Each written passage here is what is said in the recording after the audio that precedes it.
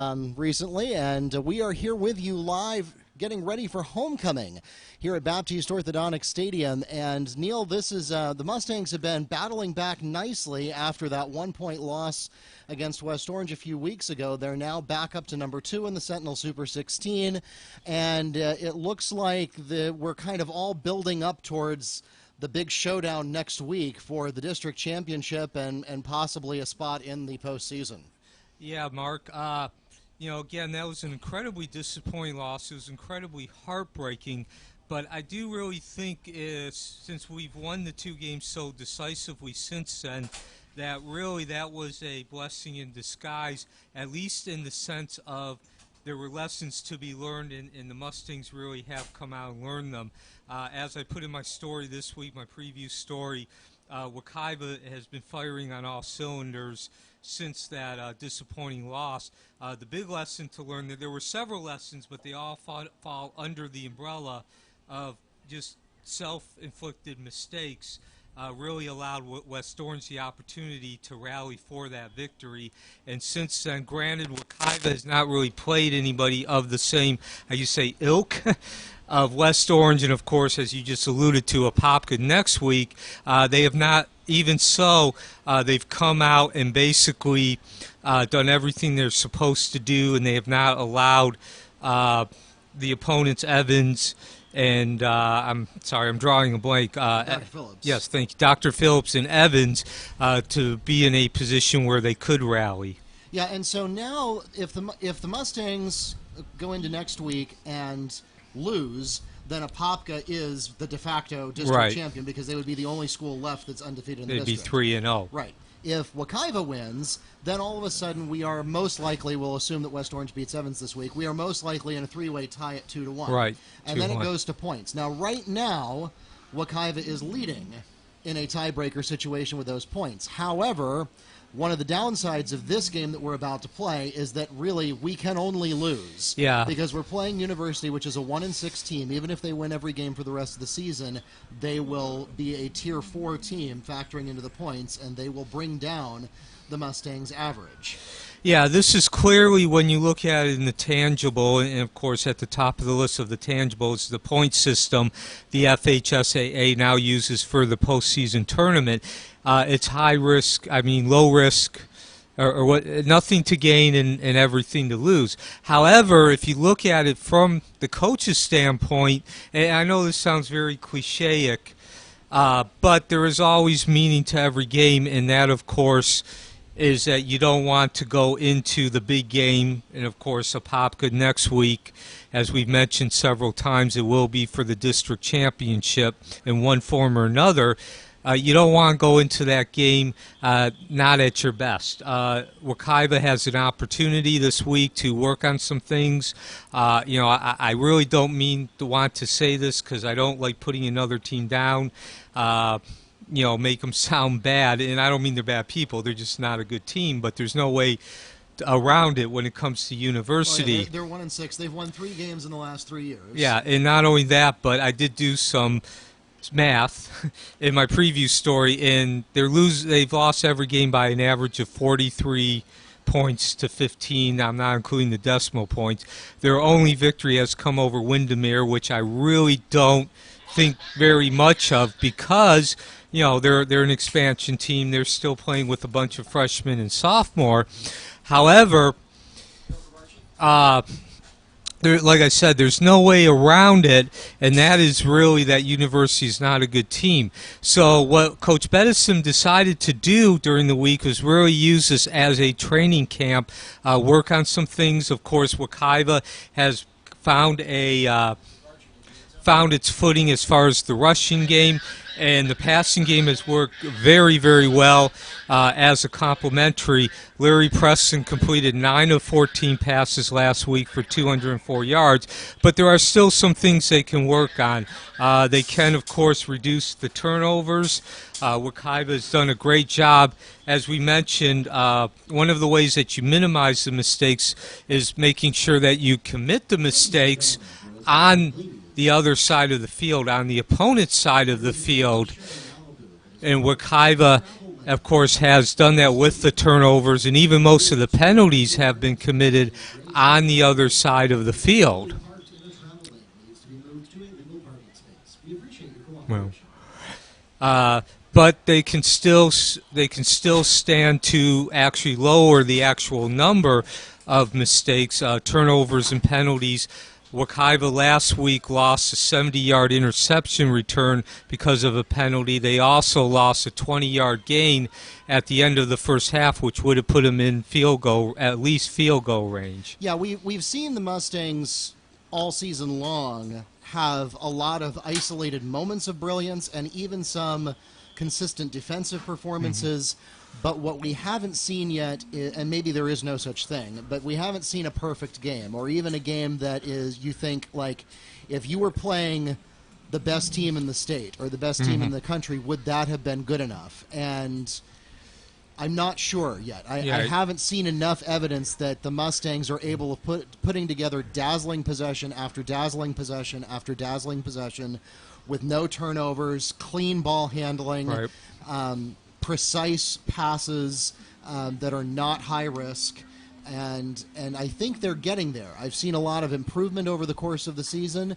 I think we've come a long way since the Lake Brantley preseason game and since the Jones game in week 1, which we won those games, but we won those games in spite of other mistakes. And now I think we are getting to the point where we are ready to win games without significant mistakes. Yeah. So you'll never be satisfied. A championship caliber program will never be satisfied with their performance. That's part of what makes you a champion. Right. They will always be looking for opportunities to improve and will never consider it to be good enough. But the Mustangs certainly are hoping, as they head into the last few weeks of the regular season here, to get to a point where it is good enough to beat teams like Apopka and to beat teams like you'll have Lake Nona in the final week of the season.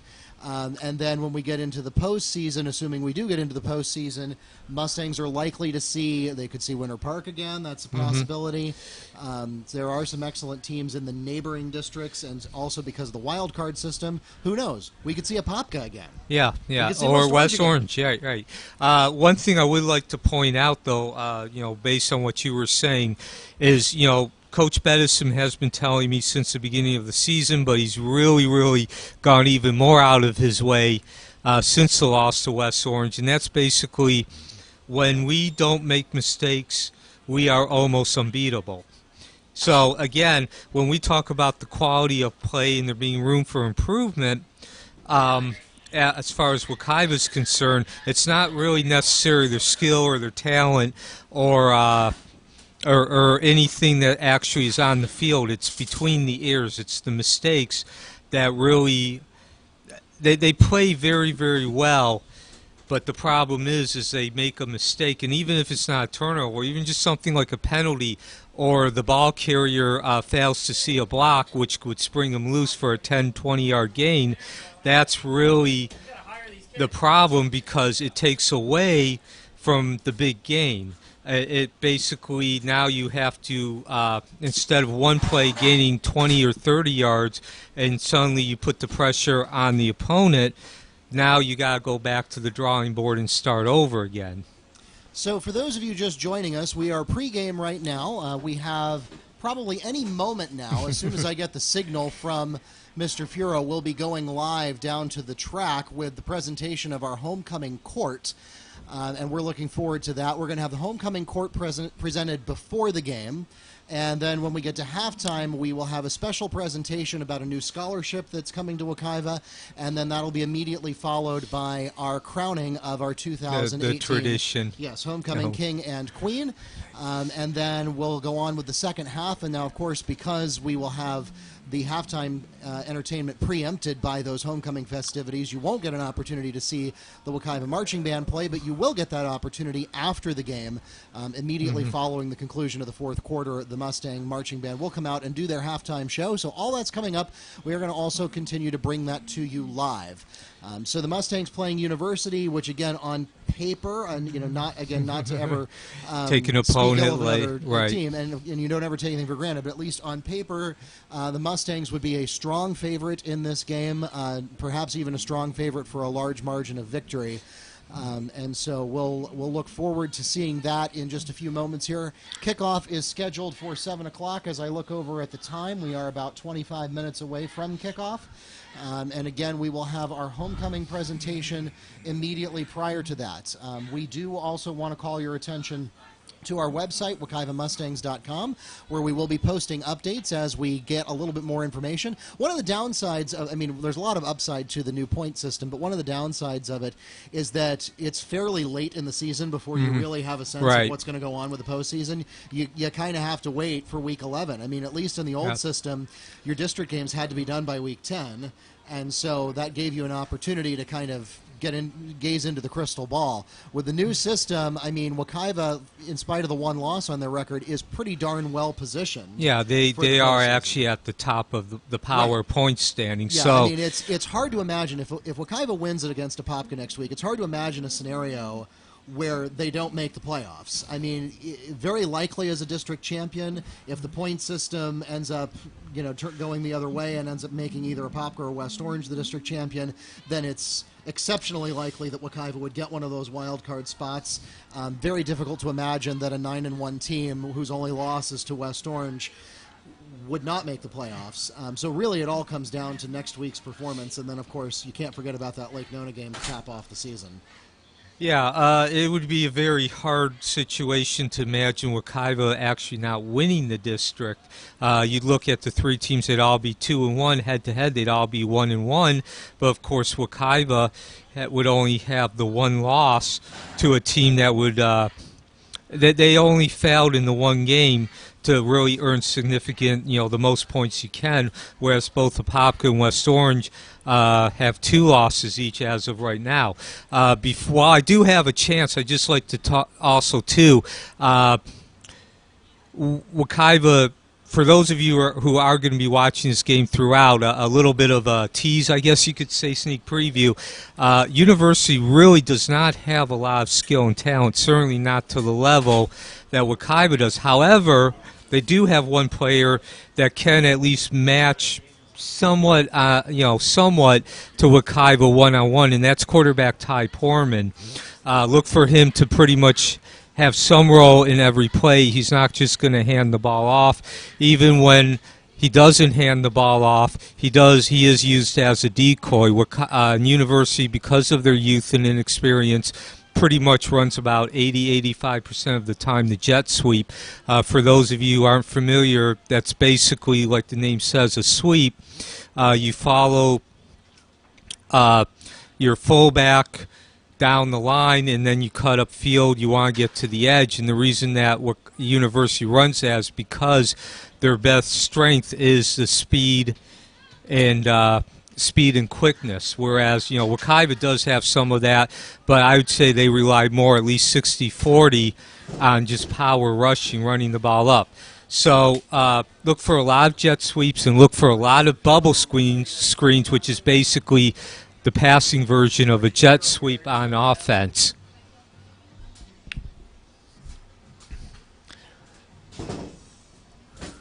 Well, Neil, looks like the cars have started moving, so we're going to get to our homecoming festivities in just a moment. Okay, Mark. Well, again, stick with us, and there's your pregame show.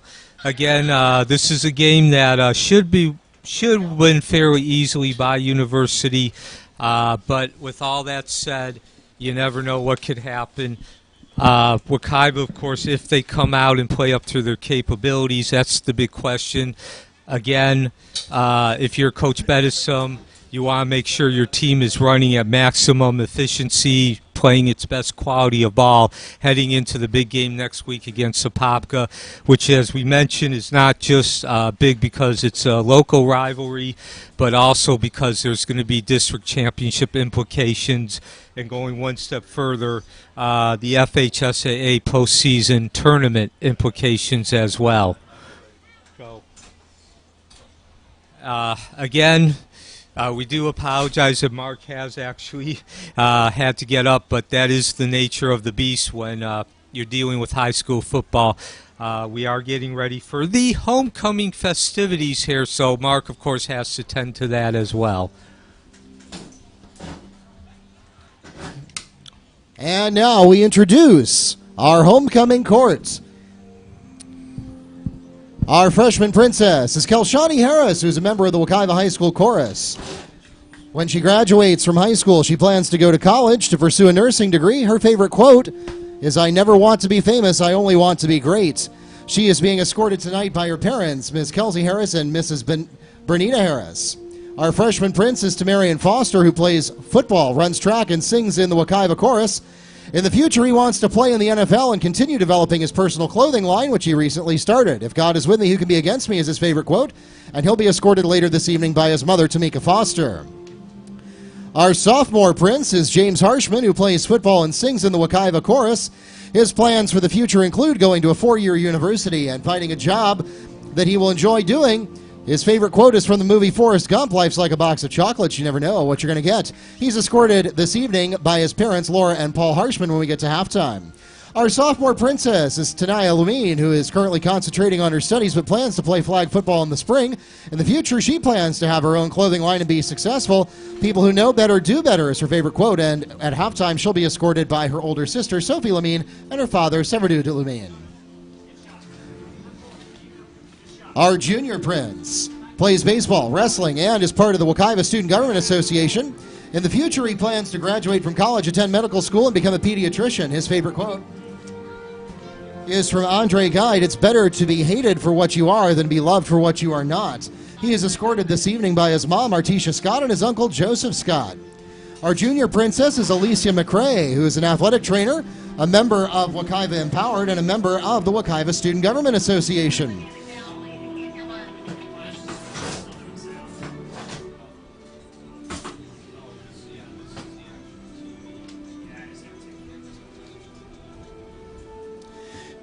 In the future, she plans to graduate from a historically black college or university and become a physical therapist. Her favorite quote is from Carol Burnett: "Only I can change my life, no one can do it for me." And she'll be escorted at halftime by her parents, Pamela and Joseph McRae.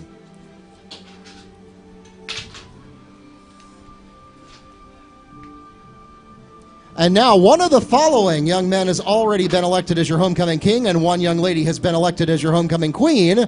We'll find out at halftime, but the candidates are Elisa Santana and Kylie Bryant. Kylie Bryant is a varsity cheerleader and a member of both the marching and concert band and captain of the varsity Winter Guard. In the future, he plans to attend a university medical school and get his doctorate so that he can become a psychiatrist. His favorite quote is, "A hero no braver than an ordinary man, but he is braver 5 minutes longer." At halftime, he'll be escorted by his mother, Crystal Cagle. Elisa Santana is a varsity cheerleader, marching band drum major, reporter for the National FFA, and a member of the National Honor Society and a member of the National English Honor Society. Her future plans include serving as an officer in the United States military, devoting her life to the service of her country, and protecting the freedoms and values of America. She plans to attend the U.S. Naval Academy or U.S. Military Academy at West Point, and her favorite quote is, "Train hard, train smart, and never stop learning." You have to love training and love what you do. At halftime, she'll be escorted by her mother, Kim Santana. Our next couple will be Malia Brinson and Xavier Christian. Malia Brinson is part of the Wekiva High School dance team, Beta Club, and Jesus Club. Her plans for the future include graduating high school and then college, and she'd like to obtain a bachelor's degree in nursing and someday own her own church and dance, someday in her own church and dance studio. Overall, she would like to be happy, wise, and a successful black woman. And her favorite quote comes from Bob Marley: "Don't gain the world and lose your soul. Wisdom is better than silver or gold." Later tonight, she'll be escorted by her older cousin, Nishliet. And then we have Xavier Christian, who's participated in basketball for the past 4 years and is currently a member of the Minor Heights Scholar Program. He plans to continue school and attend Florida State University to obtain a degree in aeronautical engineering. His favorite quote's from Robert Frost: "In 3 words, I can sum up everything I learned about life." It goes on. He's escorted this evening by his mother, Stacey Christian, and his father, Renata Brown. Our next senior couple is Tamaya Tate and James Sully. Tamaya Tate participates in flag football and attends Orange Technical College for hospitality and lodging. Last year, she received her patient care assistant certification, also from Orange Technical College. And in the future, she plans to attend FAMU for patient care assistant nursing to work with babies and elderly people. Her favorite quote is, "A champion is not defined by their wins, but how they can recover from when they fail." Later tonight, she'll be escorted by her parents, Lanaya Payne, and her close friend and her grandmother. James Sully is a member of the Black Student Union. His future plans include earning a business degree, owning multiple businesses and investing back into the community. Sometimes I have to remind myself that on my worst day, I live like somebody on their greatest. That's his favorite quote, and he is escorted by his mother later tonight, Berlene Sully, and his father, Edmund Sully.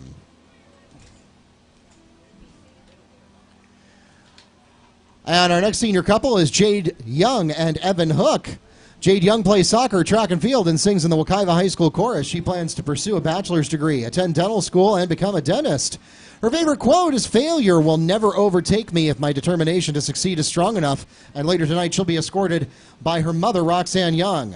Evan Hook is a member of one of our newest clubs, CAST, as well as Drama Club, Film Club, Wekiva Empowered, and the Gay Straight Alliance. In the future, he wants to make music or art to inspire youth to enact the change we need in the world. His favorite quote is, "Education must not simply teach work, it must teach life." And he will be escorted later this evening by his friend, Lauren Guerra.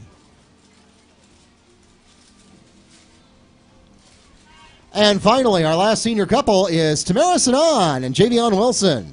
Tamara Sanan wrestles on the varsity team and has been a state champion placer. She also plays varsity lacrosse, is an athletic trainer, a member of the National Honor Society, and is in dual enrollment for digital media production. She plans to attend a 4-year university majoring in broadcast journalism and possibly double majoring in architecture. Her favorite quote is, "She believed she could, so she did." Tamara is escorted this evening by her mother, Paulette Lewis. And finally, Javion Wilson plays varsity football and long-distance track. He plans to graduate high school and attend a university major in biology and become a wildlife officer or biologist. His favorite quote is, "There may be people that have more talent than you, but there's no excuse for anyone to work harder than you do." He is escorted this evening by his mother, Ms. Yolanda Wilson, and his girlfriend, Ayana Rodriguez. Ladies and gentlemen, your 2018 Homecoming Court.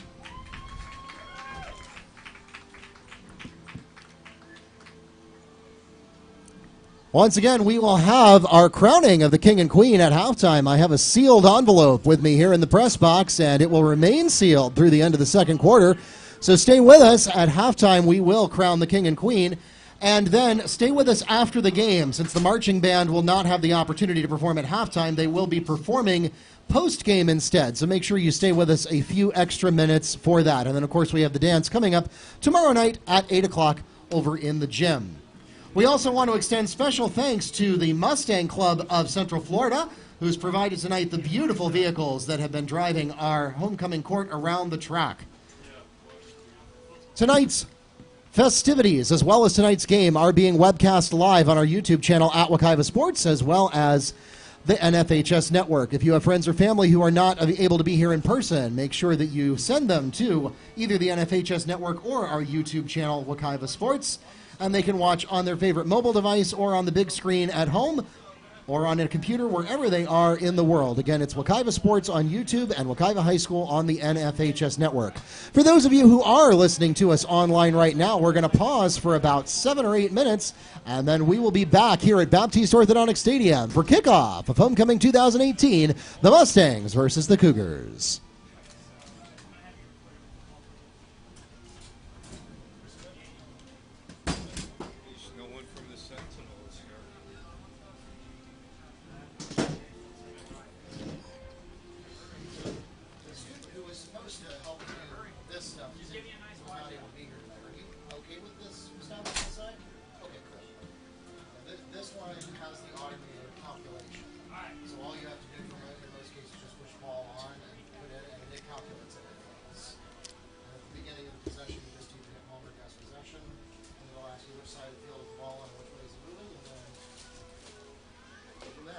That'll automatically hook up to the live internet scoreboard, and it'll go to the webcast as well.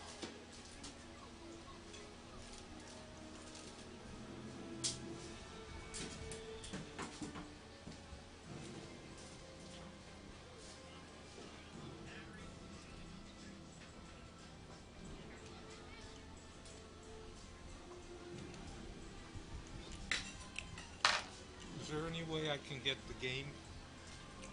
Is there any way I can get the game on my camera? I can, but I really don't want to burn up any more bandwidth than I can by trying to download and upload the game at the same time. Why would you? Because we're all using the same internet connection. Oh, okay. So if I chew up all the bandwidth downloading the game, it may degrade the quality of uploading the game. But you can actually pull up the storage a little bit. That's bad. It's over here too.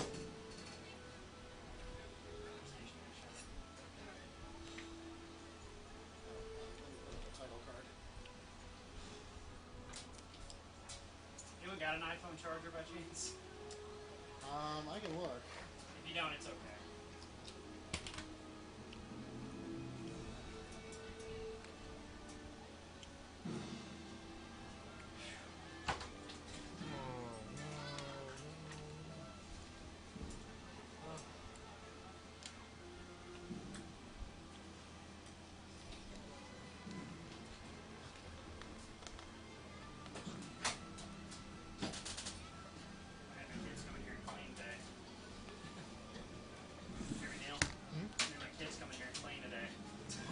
Swept and picked up all the trash.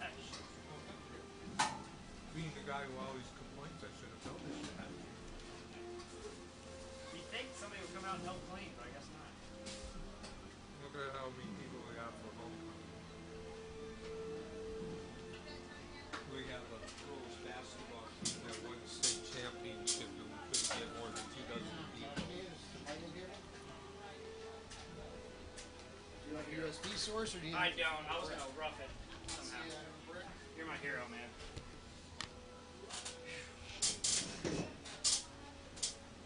Thank you. So it looks like. Are your mics on? I'm gonna yell. No. I've been yelling the whole time. I didn't realize it.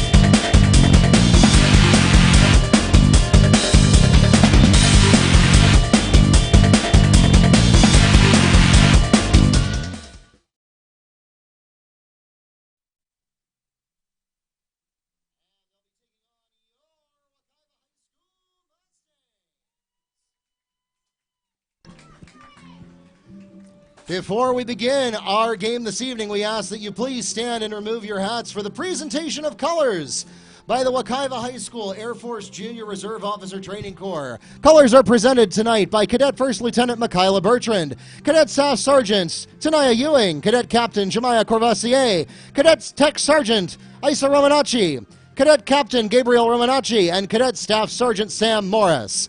And then please remain standing for the playing of our national anthem, performed tonight by the Pride of Wekiva, the Mustang Marching Band.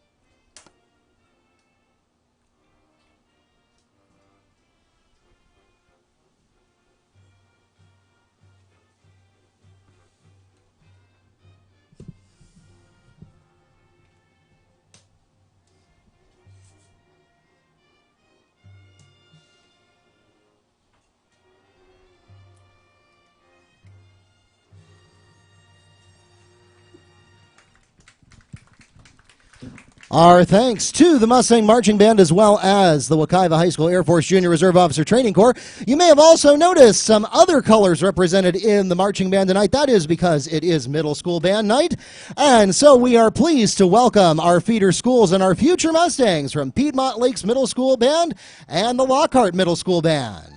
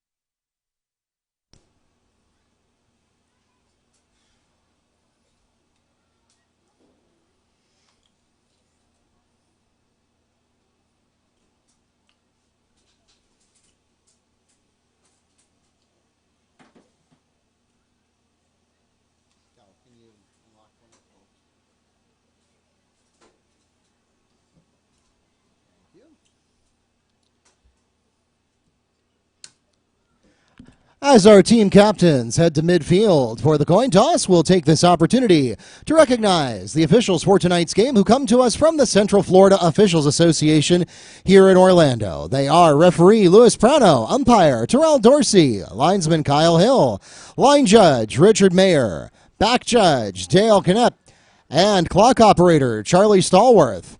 We thank them for their dedication to our high school athletic programs and join them along with our participating schools, reminding everyone to make great sportsmanship a part of this and every athletic competition. Tonight we have special guests that you may have met on your way in. They are from Florida Hospital for Women, soon to be known as Advent Health for Women, and they invite you to join the flock. All you have to do is use the hashtag Join the Flock to participate in the Join the Flock challenge. Tag yourself making a flamingo pose and attending a pink event, and they'll be glad to hook you up with some swag from their table near the entrance gate where you came in. Again, the hashtag Join the Flock challenge, sponsored by Florida Hospital for Women, soon to be Advent Health for Women.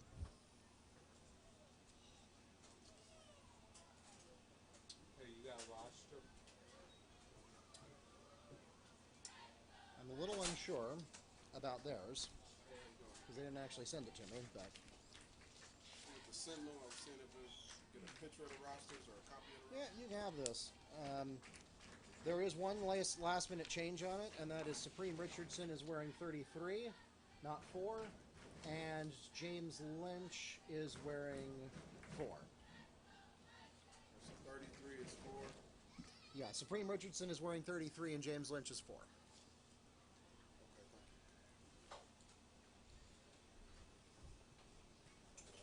Richardson's going to probably get the ball a couple times. By the way, Lynch's sister is fighting cancer. I know, I'm going to make an announcement of that, too.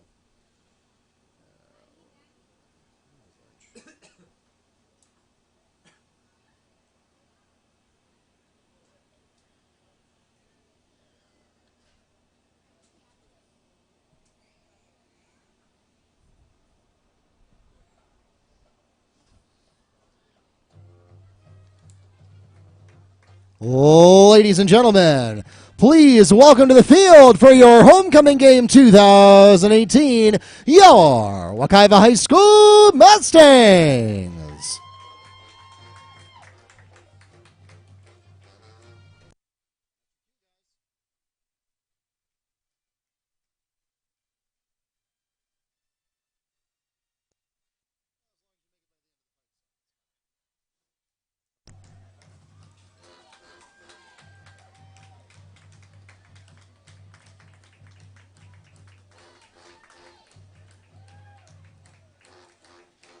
Where's all the smoke? You think if there was one game they were going to do the big entrance, the big grand entrance would be for homecoming.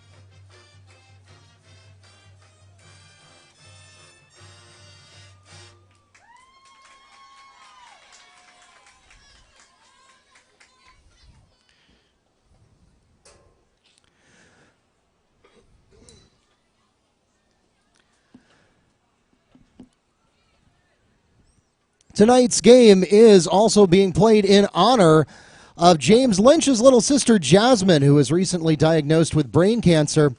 You can read more about her story and contribute to her cause by going to our Twitter feed, at Wekiva Sports or at Wekiva Football. We have the link to their page there, and we hope that you will learn more about them and support them in their time of need.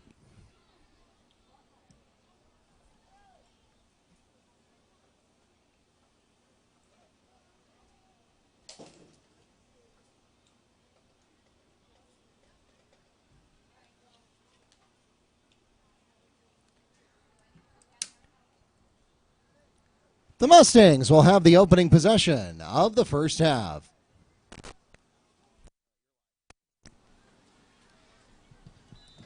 And good evening to those of you joining us online. Again, my name is Mark Barchi, the voice of the Mustangs, joined by Neil Fisher from the Apopka Chief. We'll be taking you through the play-by-play of tonight's homecoming celebration. Well, again, Mark, as always, it's great to be back here at Baptiste Orthodontic Stadium. As we get started, of course, we did our pregame show. Look for a big game, and we got as good a start as possible here. Well, you can't ask for much more than that.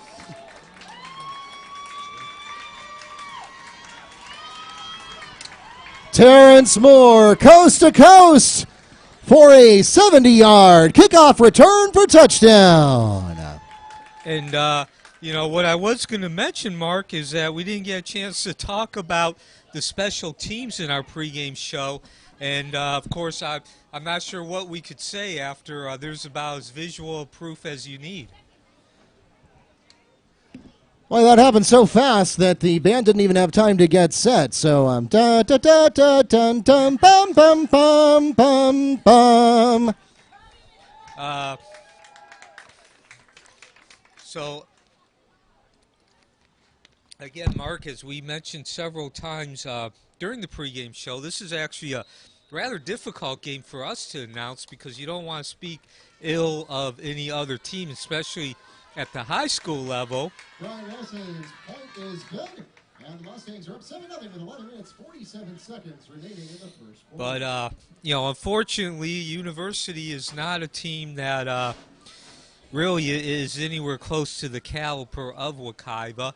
Again, we're trying to be as nice as we can about it, but they do come in with a 1-6 record, and that lone victory was against Windermere, who of course is only in their second year, and they're just trying to find their footing as far as establishing a program, never mind winning.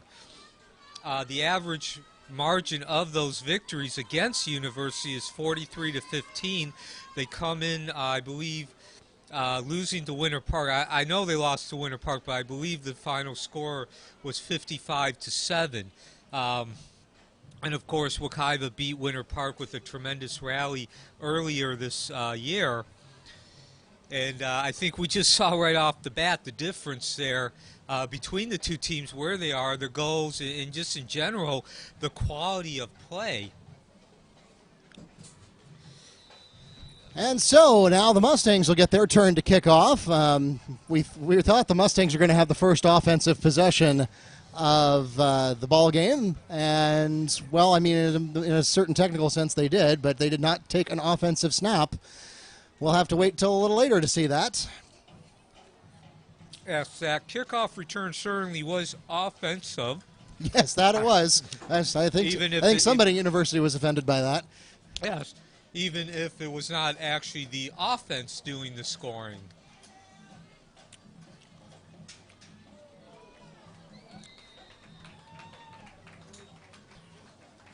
So now, as we did mention in the pregame show, Mark, University obviously is not up to the skill or the caliber of play that Wekiva is, but nonetheless, they do have at least one player who at least somewhat is in the same category as far as that level of skill and talent, and that's quarterback Ty Poorman. Look for him to pretty much be involved with every play here on offense.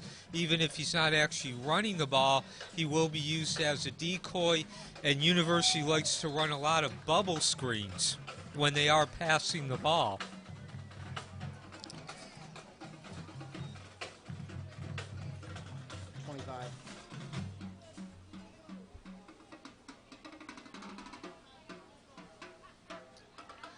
So, of course, Cole Foreman on the opening run of the Cougar drive. No gain on the play. 2nd and 10. And again, there you see it right off the bat. They let Foreman run the ball. Look for a lot of jet sweeps. They pretty much run it 80 to 85% of the time. And as I just mentioned, bubble screens, which are the equivalent, the passing equivalent of a jet sweep. In trouble. Handoff to Jaden Ward, and he's taken down for a loss. Who was that? 3.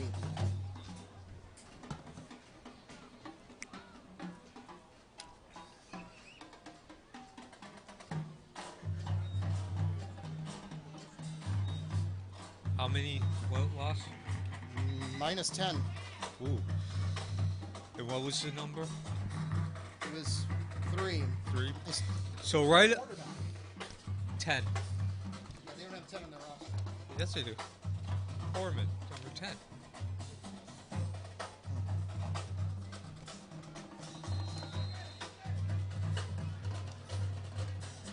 $25.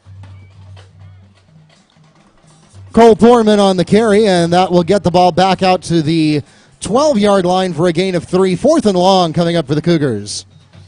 So, again, Mark, as good a start as possible. For Wekiva, not only did they run the ball back 70 yards for a touchdown on the kickoff, but 3 and out, certainly establishing a defensive dominance there.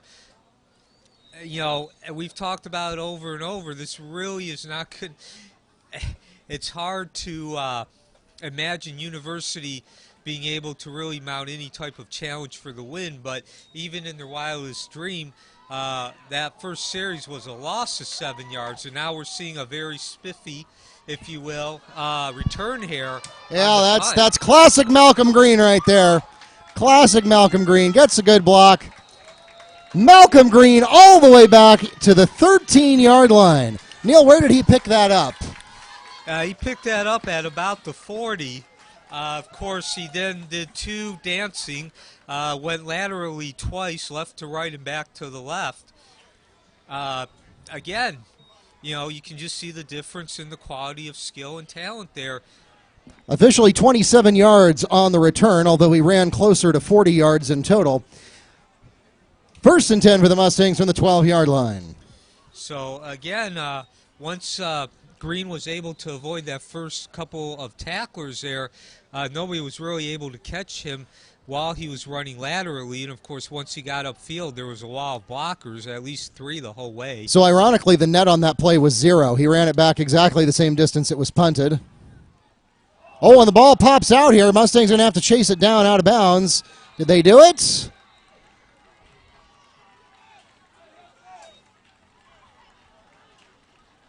Waiting for an official signal. University seems pretty happy, though.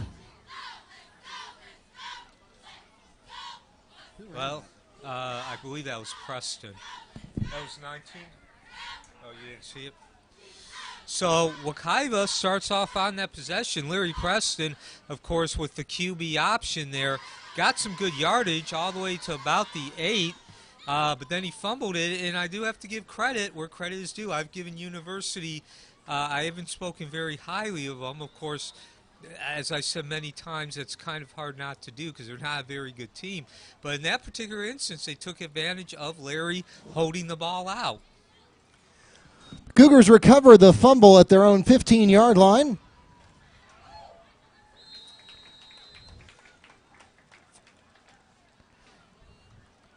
Catch is made by Ketson Fine, and he's taken down by the Mustangs, number 56, Carl Turnier. Who ran that? No, it was pass to 4. 4? It was a pass to 4? Yes. And where is it? At the 16? No, 21. Oh, 21. Okay, so a 6-yard gain there, Mark. And again, bubble screen, look for a lot more of those tonight. That's pretty much the bread and butter from the passing game. Nearly picked off by Malcolm Green. It falls incomplete. Sorry, who caught the last pass? 4.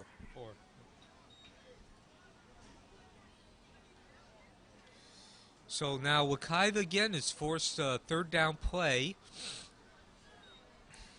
And as you can see, very good pressure there by the defensive line.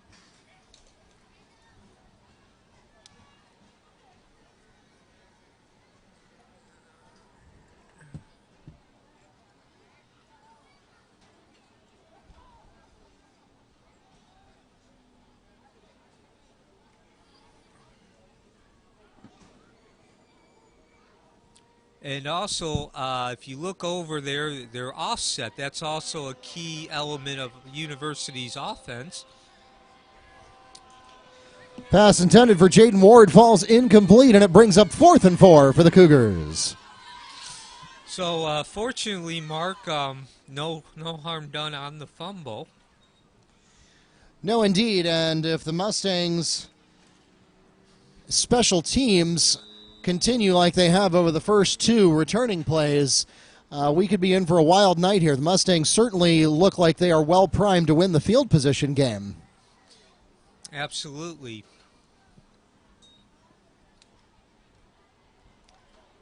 And here we have, again, Poorman as the punter as well, and I'm not sure whether he did that on purpose or not, but frankly, it's probably for the best to not put that into the hands of Malcolm Green and let it go out of bounds. So now we have an opportunity to actually see what the offense has drawn up here as far as their preparation, game plan-wise. The ball goes out of bounds at the 38-yard line. Mustangs will start from there with 1st and 10. So now there's 7:55 left in the first quarter with Wekiva holding a 7-0 lead. Of course, they've only run one play. That was Larry Preston. He did gain 4 yards, but then fumbled it. And again, going back to what we talked about in the pregame, Wekiva, for the most part, has really done a good job in limiting the mistakes, but there's still room for improvement.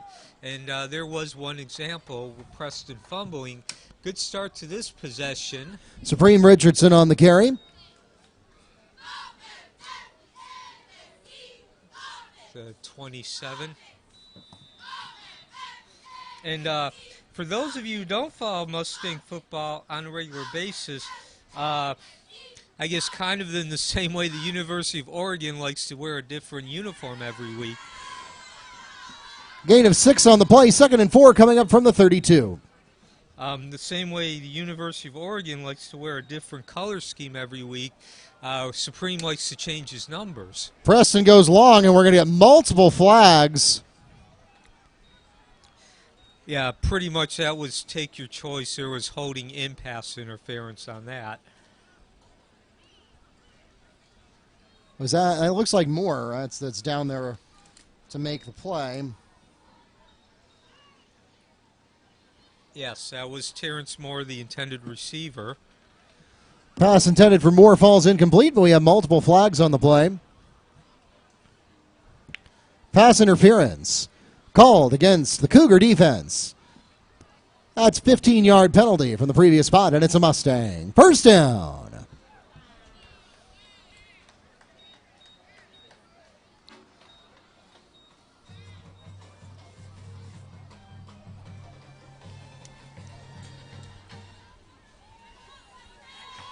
Defensively, University. First downs are sponsored by Marco's Pizza in Piedmont Lakes Plaza. Marco's Pizza, every store, every day, the Italian way. Hello, Primo. So defensively, University does line up in a 4-3 as far as their actual base, but they very rarely stay in that. Of course, you can see they're blitzing, or at least they're showing blitz right now. They use a variety of formations. They even bring as many as 7 receivers, and they even run their defense out of a 2-point stance, which basically means no one is leaning over, everyone's standing up. Pass is complete to Terrence Moore.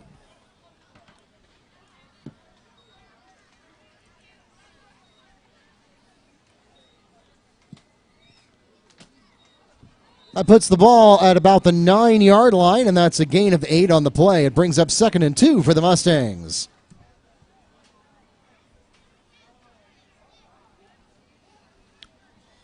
So again, nice simple play there. And the one thing I can say about Wekiva is they are sticking to the basics. They're not really doing anything complicated here as they make their way down the field. Is that Richardson? I think it is. Supreme Richardson is into the end zone for a 9-yard Mustang touchdown.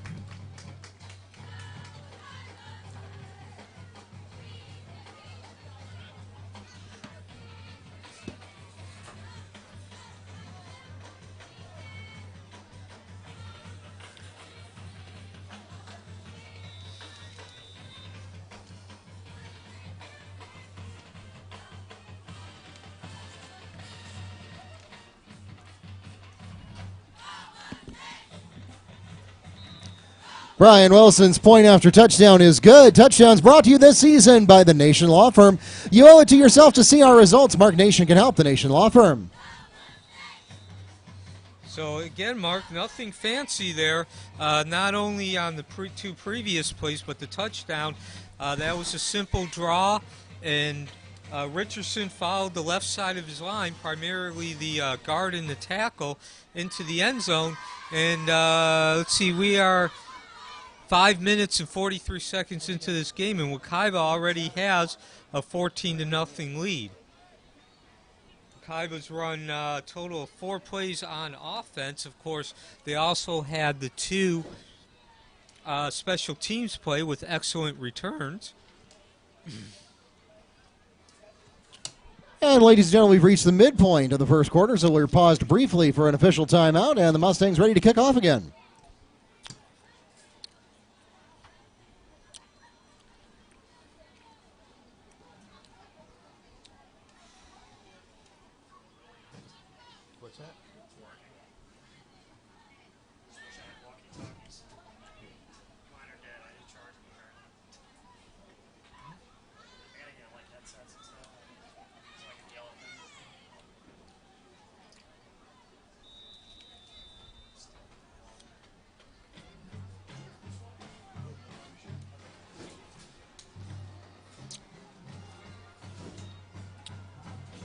And the kickoff return is fumbled, eventually picked up, though, and run back to the 20-yard line. Pick up about 6 on the return.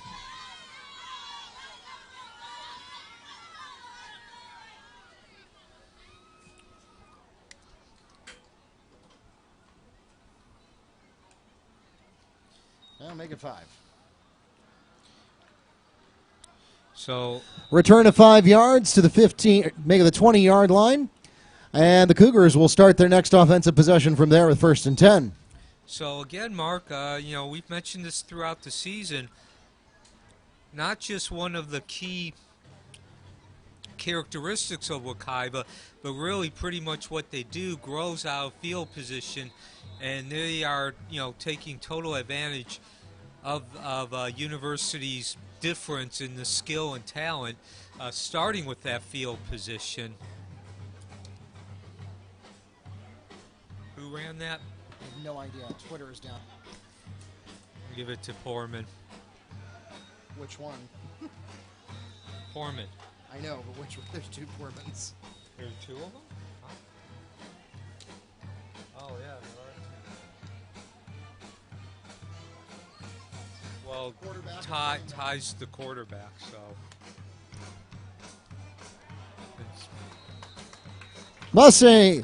The Mustangs come up with a sack. And let's see, who is that young man responsible there? These gray jerseys are awfully hard to read the numbers on, but that is indeed number 13, Arion Lowe, credited with that sack, and that goes all the way back to the 7-yard line. A loss of 8 on the play.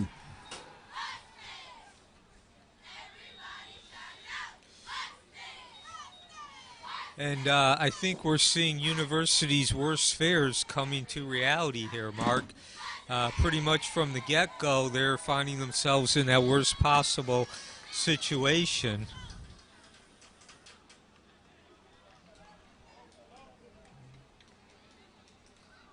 And they had a long way to go on 3rd down, and they did not get there. That's 7 on the carry, 31 on the stop. Oscar Ramirez runs for University. Naheem Kendall has the stop. Say it was 7? Yep. And he gained, 3 yards?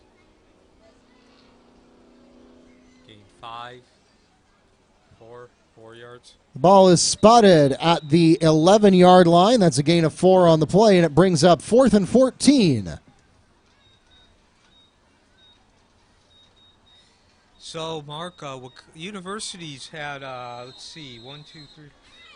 different players touch the ball, but they've yet to get a first down. And now for the 3rd consecutive possession, all 3 Wekiva possessions have now started on University's side of the field because the defense held University's offense inside the 20. The punt goes out of bounds at the 42-yard line. Wekiva takes over from there with 1st and 10.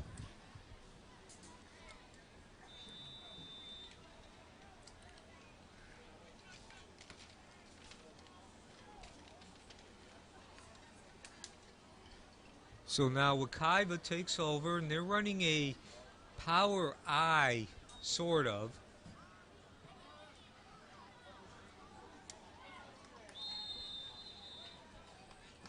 Solomon Edgerton on the carry for the Mustangs, and he's got a Wekiva first down. The 4th first down for Wekiva. As I just mentioned, none for University. First down's brought to you tonight by Orlando Supercenter Auto Body Repair, a passion for excellence. So another 15-yard gain there by the Mustangs. Another 15 yards added to their total. And that'll put us at the 28-yard line. So officially 14 yards there. Okay, and that's actually the longest gain of the night so far by Wekiva. Of course, they've only run 5 plays on offense. Preston looks deep, and let's see, that's Moore back. Oh, no, excuse me, that's number 7, Malik Tolbert back there, not able to get back to the route in time. Pass intended for Tolbert falls incomplete. 2nd and 10 coming up for the Mustangs. And it's 1st and 10 at the University 27. That's really a what do you got to lose play there, Mark. Yeah, I mean, the Mustangs up comfortably 14-0, 3 minutes to go in the first quarter. Try something different. So, We have seen a pass before, but that was an underneath route. This was an over-the-top route. So, again, look for Wekiva to go to that a little bit more, pick their spots like they just did there. Of course, you're going to probably see a lot of running here tonight, a lot of rushing. Solomon Edgerton slides into third base for a Mustang first down.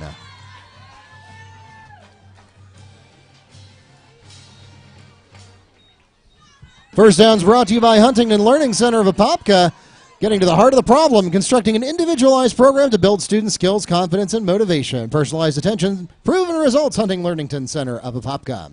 And just going back to seeing a lot of rushing tonight, not just so much as for strategy, but also what else can you do in the situation of, winning so big and decisively.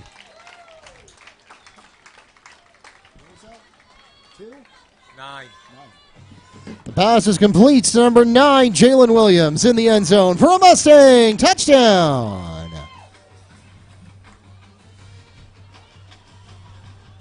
So again, Mark, Wekiva really putting the hammer to University, but they're not doing anything fancy. That was a simple out pattern.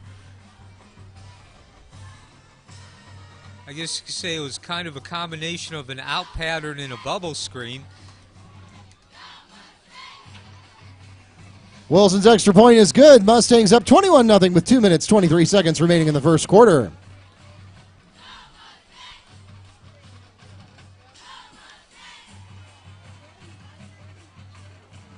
And again, that drive only took 4 plays, which is the longest of the night so far.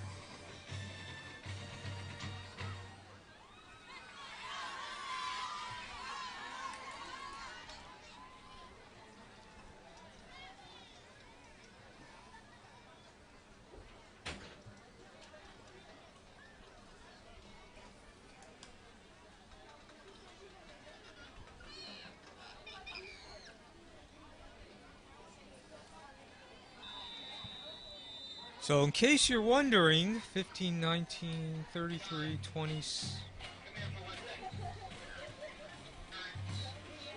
Wekiva has gained 68 yards on 6 plays from the offense. 8 plays. 8 plays on offense, 68 yards.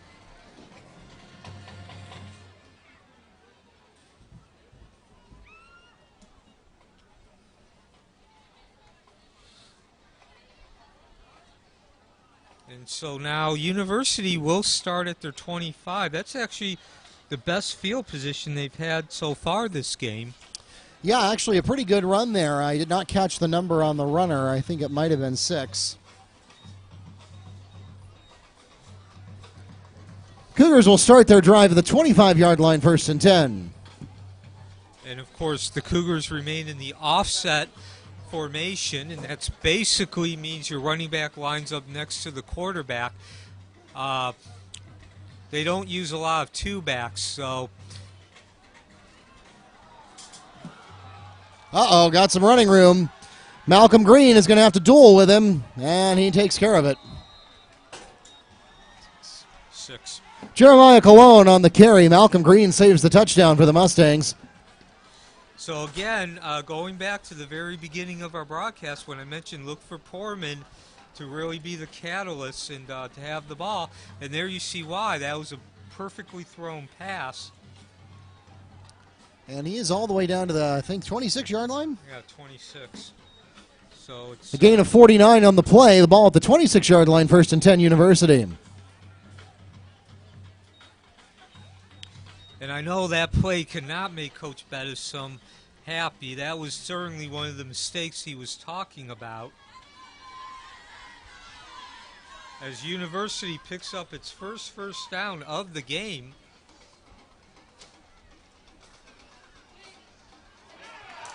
Intercepted! Mustangs are going to get the ball back here. Oh, and look at him go. Oh, almost lost it. Malcolm Green on the interception and able to chase the fumble out of bounds. Mustangs will take over.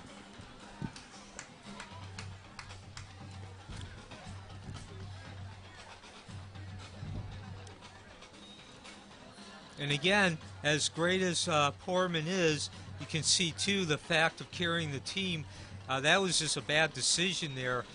He never bothered to look off his receivers. Green read it the whole way, following Poorman's eyes.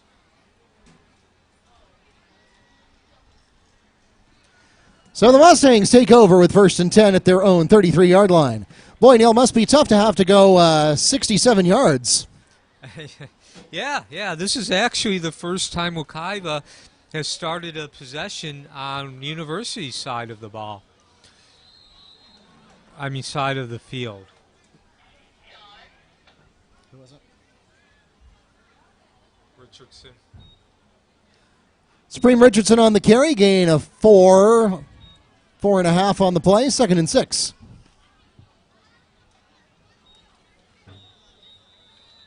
And again, if you are a loyal follower of the Mustangs, we thank you. You might notice that Supreme is actually wearing 33 tonight.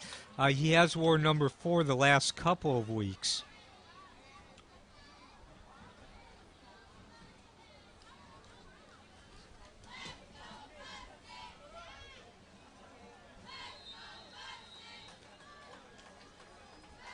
Again. Richardson again on the carry. And he has a Mustang first down. Ball spotted at the 42-yard line. Make it the 43. That's a gain of 6 on the play. The 6th first down for Wekiva as the first quarter comes to an end, Mark. And that takes us to the end of the first quarter. The Mustangs lead 21-0 at the end of 12 minutes.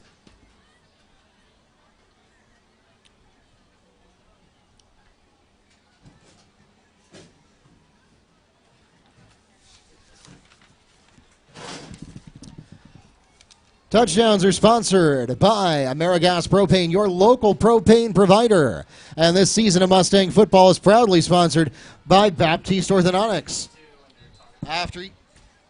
After years of serving Central Florida from his 2 Orlando offices, Dr. Baptiste is excited to have just opened a 3rd brand new office in Apopka September 10th.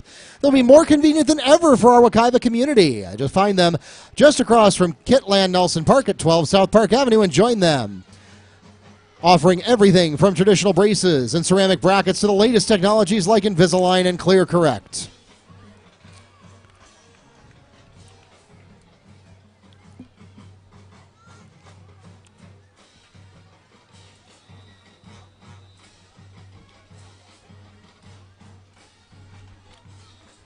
So as we get back to live play, by the way, Mark, Wekiva is yet to face a 3rd down.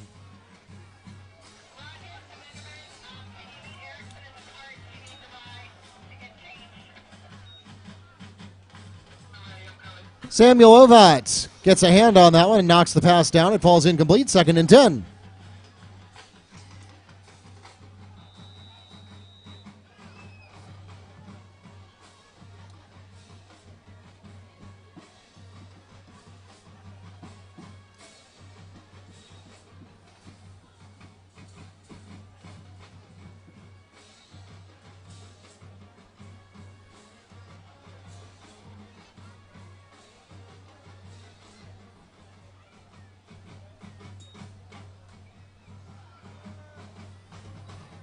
Nice blocking work there. As long as he can hold on to the football, he'll be in good shape. And he does. Supreme Richardson picks up a good block and gets some extra yardage all the way down to the 35-yard line of Cougar territory for a Mustang first down. 22 yards. And again there, Mark, you're seeing Supreme, nothing fancy. That was just pure power. Ran between the tackles. And as you mentioned, got the block downfield and ran over several Cougars. So after the 22-yard gain, the Mustangs have 1st and 10 from the Cougar 35. First down's brought to you by Marco's Pizza and Piedmont Lakes Plaza. Marco's Pizza, authentic Italian pizza. And this now is officially the longest possession Wekiva has had in terms of plays. Preston has plenty of time. Can't figure out what to do with it, though. Pedro Gonzalez makes the tackle. 2 yards. You know, we haven't talked much about Larry Preston taking over as quarterback. This is his third game that he started. A gain of 2 on the play brings up 2nd and 8. And you're right, Neil, and he has now moved comfortably into the Mustangs starting quarterback role and has been reasonably accurate in his past performance. And you saw there making that decision. He didn't have anything safe available in the secondary, so he at least decided to do the smart thing, do the safe thing, nothing dazzling, just save the play, don't lose yardage, don't turn the ball over, and that's precisely what he did. Flags on the play.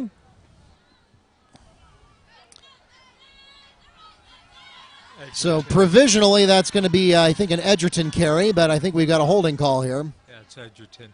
Yeah, and that's why I brought up the fact that Larry has taken over. I thought, even though it was only a 2-yard gain, I think there you see the difference from the beginning of the season and why Larry was put in. Far less bad decisions. And again, you know, only 2 yards, but that was definitely a live to fight another day play. Holding is called against the Mustangs. That's a 10-yard penalty from the spot of the foul. Puts the ball at the 45-yard line and brings up 2nd and 20. And, you know, again, it's one thing to do that against teams like Apopka and Lake Nona, who we have coming up. But tonight, you're playing University. There's absolutely no reason to try to be spectacular. You can beat them on the skill and talent alone. Preston goes deep. Dangerous pass there, and who came up with it? Nobody. Boy, he got away with one there. The pass falls incomplete. Coverage provided by number 28, Terrell Keiths. And the intended receiver for the Mustangs was Moore. So the first third down that Wekiva is facing, you know, as soon as I both of us laud Preston in the fact that he's not making bad decisions, putting his team in negative situations, he then throws a bad pass and gets away with one. However, as I've said many times since he's taken over, at this point I think the Wekiva coaching staff will be willing to accept a few of those mistakes in exchange for the positive that Preston can bring. And here's something you don't see every day. As the running back, Supreme Richardson, catches a pass for the Mustangs. And that will get the ball up to the 31-yard line. And there you see Preston making a very good decision, going with the quick pass to Richardson. And you know Richardson can gain those yards. A gain of 14 on the play. It brings up 4th and 6. And Neil, knowing that the Mustangs don't have a super strong long-distance field goal game, I think at this point they go for it. That seems like the obvious decision. I mean, what do you have to lose at this point? And again, that decision to dump the ball off to Richardson puts Wekiva in a manageable 4th down situation. Preston, I don't know who he was actually aiming at there. And if I don't know, they probably didn't know either. The pass falls incomplete, and that will turn the ball over on downs to the Cougars. That was either overthrown to Williams or underthrown to Tolbert. Either way, you're, again, seeing the inexperience of Preston. But as we mentioned, you know, now University gets the ball, but they're deep in their own territory once again. They're at their own 31, and that, of course, is because of that dump-off pass to Richardson and giving him a chance to make some decent yardage. So, again, University remains in the offset I. They're going 2-2 as far as their receivers. 2-1, and now one's in motion. Long ball coming up here, and it is picked off. Yes, it is. The Mustangs with another interception. Number 11, that is Malik Dixon with the pick. Second consecutive interception by Wekiva. And so now with 8 minutes, 25 seconds left, Wekiva has a second opportunity to up this lead to 28-0. So the Mustangs will take over at their own 31-yard line.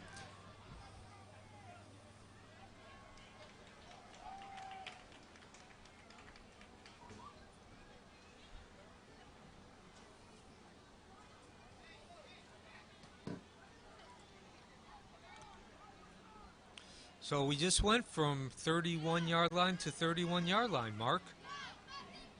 Well, that's one way to do it. I'm going to be interested to see when we get to halftime what the time of possession stats look like.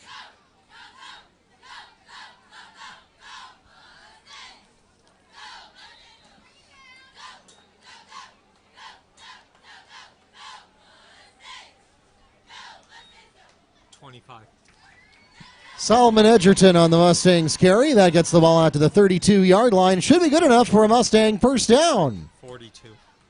Excuse me, 42-yard line.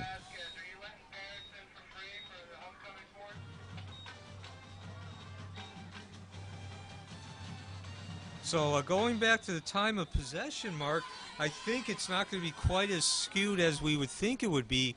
Wekiva's been scoring so quickly. That's true. You're right. It's actually 9 minutes, 13 seconds for Wekiva, 6 minutes, 17 seconds for University. So you're not as stark as you might think. Yeah, Wekiva's longest possession has been 5 plays. Preston, again, plenty of time. Just a little bit outside the route there. 23. Anthony Davis not able to get to the pass. It falls incomplete, 2nd and 10. Good idea, though. You like that option there. That's not a play we've seen a lot from Preston.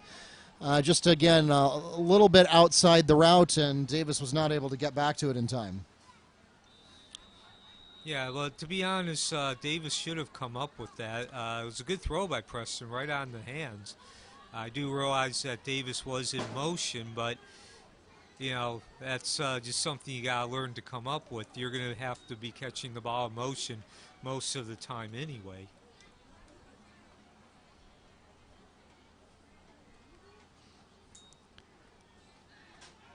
Preston goes deep. He's got Moore. He's wide open. He's got it.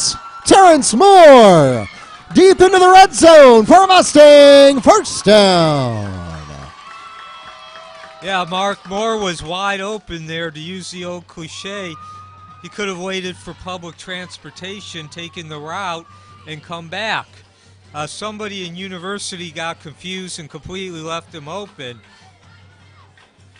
Yeah, that was definitely blown coverage there. I mean, still credit to Moore. Anytime you catch a pass that comes in hot like that, you got to give credit to the receiver. But definitely blown coverage on the part of the Cougars, and they'll pay for that. 48 yards. 48-yard completion from Preston to Terrence Moore. 1st and goal, Mustangs. So for the 3rd time tonight, Wekiva is inside the 10-yard line.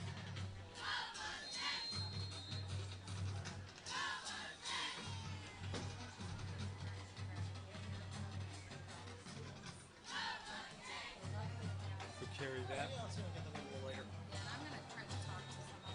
Who carried that? Edgerton's in, so I assume it was him. Edgerton gets 5, 2nd and goal. Edgerton again. And Solomon Edgerton into the end zone for a Mustang touchdown. So once again, Mark, and I know it's a broken record at this point, but nothing fancy, just simple power running there. Solomon twice follows his right tackle. 2nd time right into the end zone. And, you know I didn't mention this. We just didn't have time to talk about it. But another disadvantage is in the size.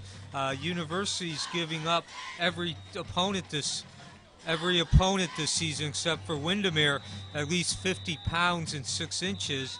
And Wekiva just came out and blew him off the line on those last 2 plays. Brian Wilson's extra point is good, and that takes us to the mid-quarter water break. The Mustangs up 28-0 with 6 minutes, 5 seconds remaining in the second quarter.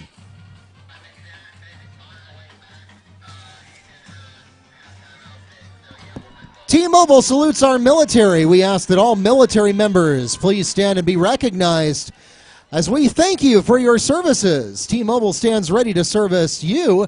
That's why we're providing half-off family lines to all military members. Stop by our booth and discover the Un-Carrier experience with T-Mobile.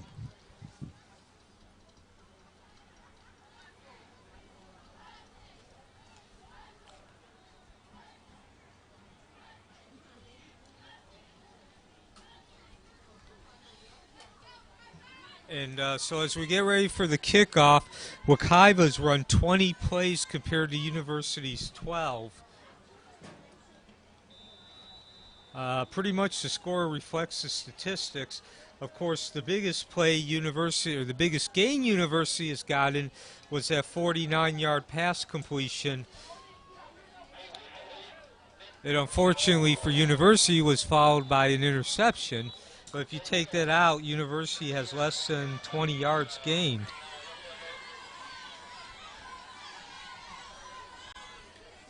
University has yet to cross midfield other than that 49-yard completion. University's run 1 play in Wekiva territory.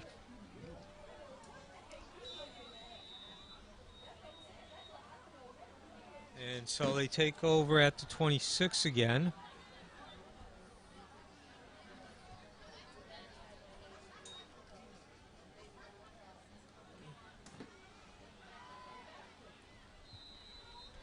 Seven. Nice pass completion there by Poorman.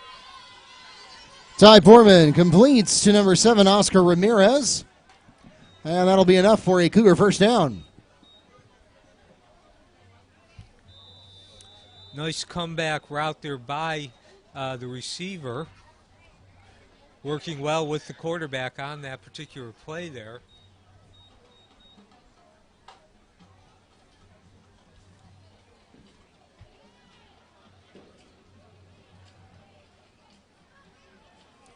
And that's the second first down by University.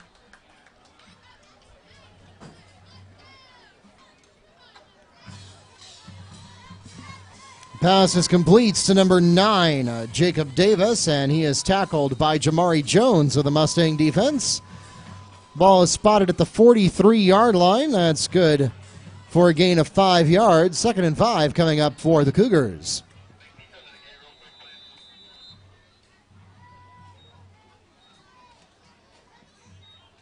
So University definitely tries to spread the ball around. 4 different receivers have caught the ball. 7 have been intended targets.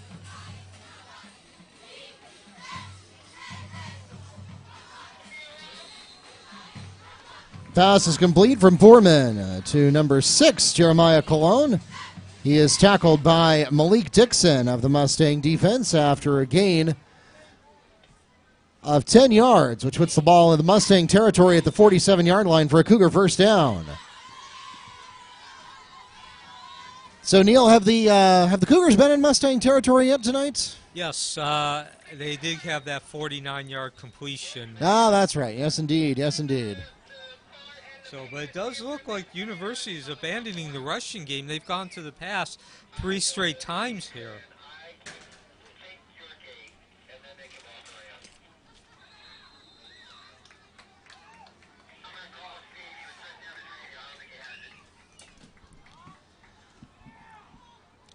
Handoff is made from Poorman to Poorman. That's Cole with the carry for a loss of 2 yards. Tyler Davis on the stop. Who carried it? 25.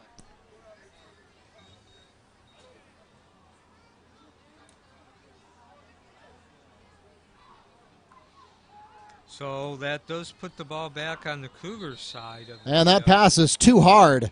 Intended for Jalen Ward. The pass falls incomplete. 3rd and 12 coming up for the Cougars.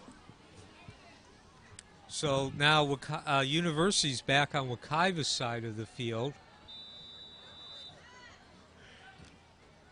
And yeah, Ward, I mean, it was right into his hands, but I think it came in a lot harder than he was expecting, a lot more velocity, and it just bounced right off of him.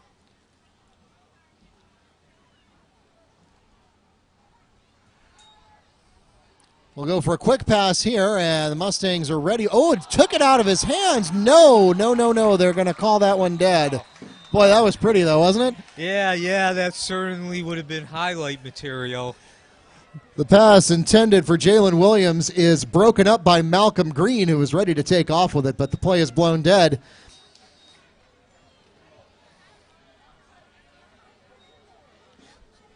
Also, if you're wondering what we got, the running clock is 35 points, and it is in the second half. So we are on the verge of starting a second half with the running clock.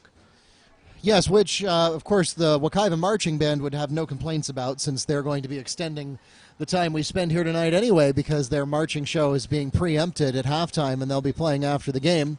4th and 12 coming up for the Cougars, and it looks like they've got Poorman in the punting formation here. Of course, whenever you have a quarterback and your punter is the same guy, you always want to watch out for the fake. Mustangs would know something about that, though. They have been in that same situation themselves. Nearly gets blocked, but he does get it away. And that's going to be taken at the 20 by Green. Boy, he's got some legs under him again. Straight up the middle.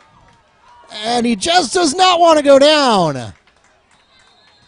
Malcolm Green all the way to the 40-yard line. That's a 40-yard return for the Mustangs.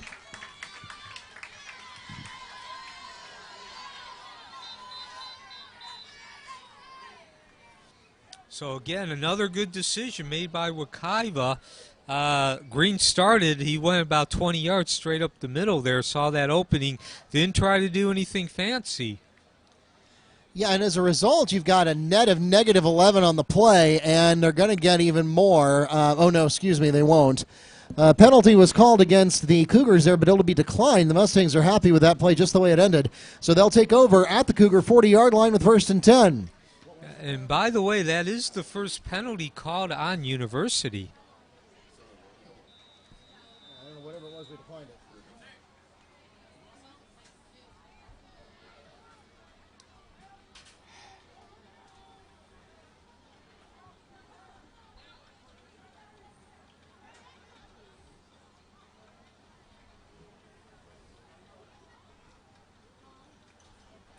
So the Mustangs with an opportunity here to make it a 35-point ball game. Ooh, that was dangerously close. Are they going to give him that? It looks like it might have hit the ground. No, they are. Pass intercepted by Christian Wright.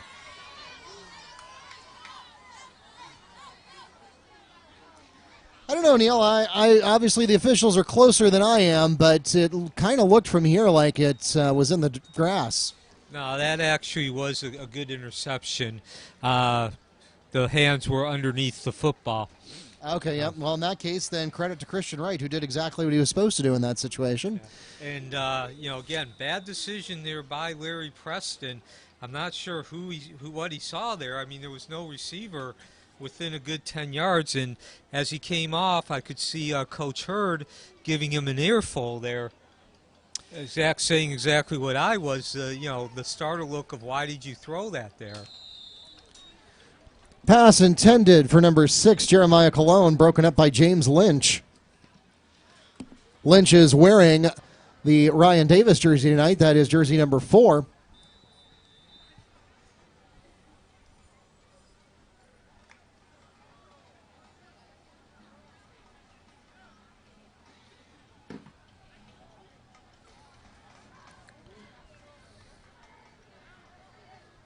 So if you remember last week against Evans, Mark, same situation as far as Wekiva getting a turnover and having an opportunity to go up by the 35 points to set the running clock, and Larry throws an interception. Pass intended for Cole Poorman falls incomplete, 3rd and 10. Yeah, and then the Mustangs weren't even trying to defend that. They were more concerned about tackling him after he got the ball. But, boy, just butterfingers there.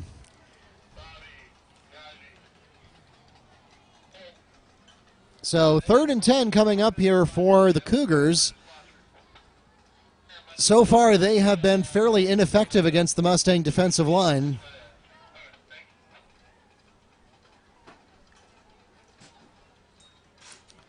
He's got some time, in trouble, and he's going to have to throw it away.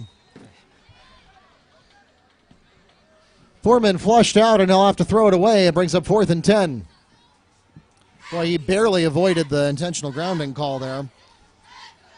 That was run for your life there as Tyler Davis got into the backfield there.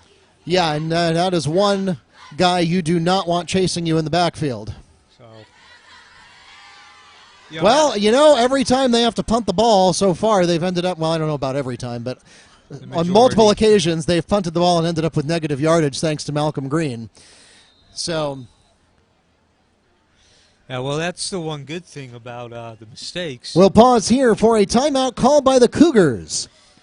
Yeah, I was going to say, that's the one good thing, at least, about throwing the interception is now Malcolm gets another opportunity to show his wares.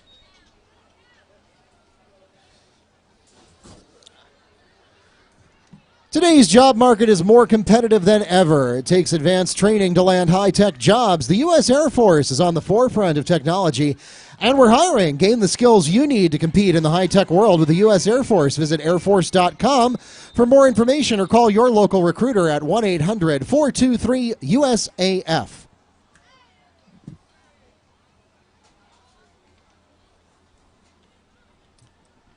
As America's Un-carrier, T-Mobile is redefining the way consumers and businesses buy wireless service through leading product and service innovation with their advanced nationwide 4G LTE network. Stop by our booth and discover the Un-carrier experience. Are you with us? So Green is lining up at the 42. See that one from a satellite.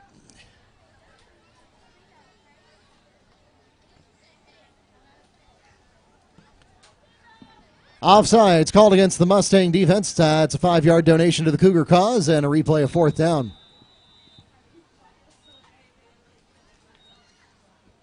Only the second penalty of the game by Wekiva, and I'm sure that at least has to make Coach Bettison happy. When I talked to him after last week's game, he did spend a tremendous amount of time specifically talking about penalties. Oh, boy. Well, at least it wasn't a Malcolm Green return. They can take some solace in that. Punt goes out of bounds at the 40-yard line. Mustangs take over from there with 1st and 10. So, again, Mark, second opportunity here in a row to get that running clock at the start of the second period.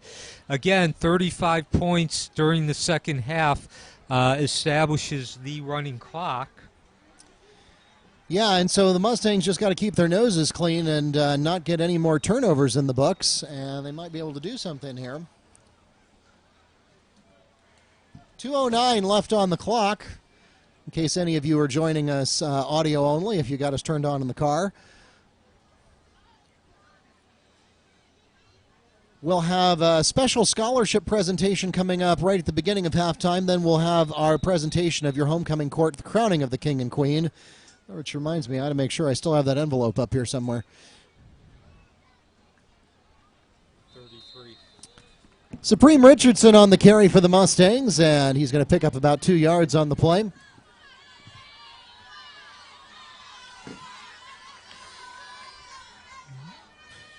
So at this point, looks like Wekiva is content to stick with the simple, holding that 28-0 lead. Of course, we might see a pass here, but they took a shot up the middle, see if maybe they could get University through some power rushing. And we're going to get a whistle here.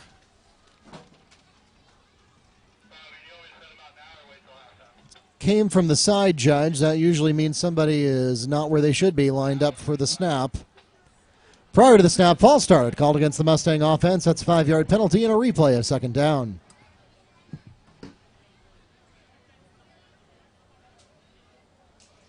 So So after going almost the entire first half, about 22 minutes with only one penalty, Wekiva's now gotten 2 on 3 plays.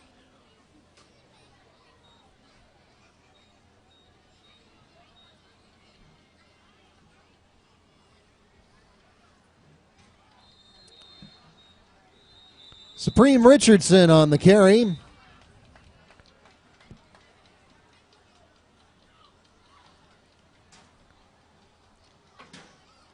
Following on the heels of Jawan Gordon, and he will get out to the 37-yard line. 6-yard gain there.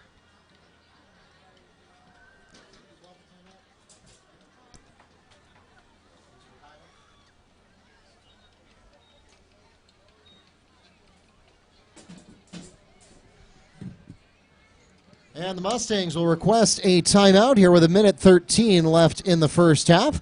Jeremiah's Italian Ice has been scooping up their tasty frozen treats to the Central Florida community for over 20 years now.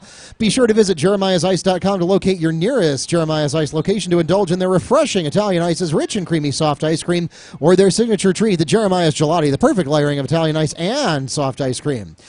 Jeremiah's is a proud sponsor of OCPS Athletics and encourages you to live life to the coolest, both on and off the field. Receive 25% off any one item with your football ticket on game nights.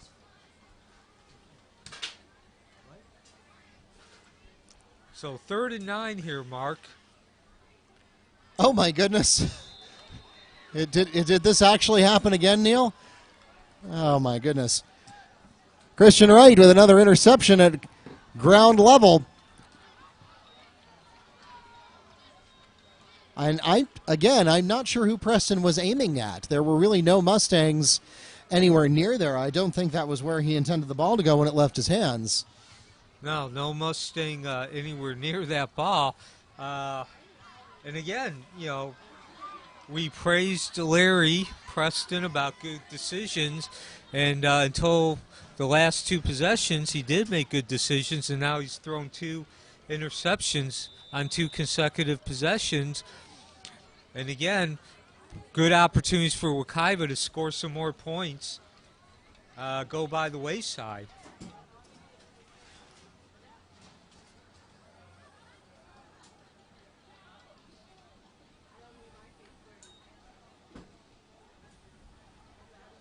Yeah, they might get away with that tonight, but they're not going to get away with that against Apopka next week. Oh, absolutely not. Poorman again gets flushed out of the pocket, has to throw the ball away. And 2nd and 10 coming up after the throwaway pass. And I'm sure the coaching staff will have something to say to the team about the play getting sloppy here towards the end of the second quarter at halftime.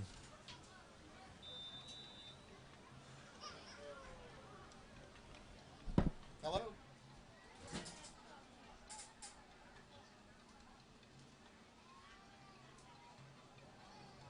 Okay, where do you want me to send them? Got it. Ladies and gentlemen, your attention please. If you are participating in tonight's homecoming festivities, we need you to head to the 50-yard line of the visitor's side immediately. Again, if you are participating in tonight's homecoming events at halftime, we need you to head immediately over to the visitor's side of the 50-yard line. Another throwaway pass. Before will put 3rd and 10 on the board. 5 straight incomplete passes by Poorman, and they've all been the same. He has to roll to his right to avoid, the rush. And so that's a credit to the Mustang defensive line, of course, hurrying the quarterback. And they're just seeing through that play every time. Another shotgun formation here. No surprise, this is going to be a passing play. And University also remains with the 1-back offset. Little more time this time. He's going to get flushed the other direction, and he's in trouble. He's going to go down.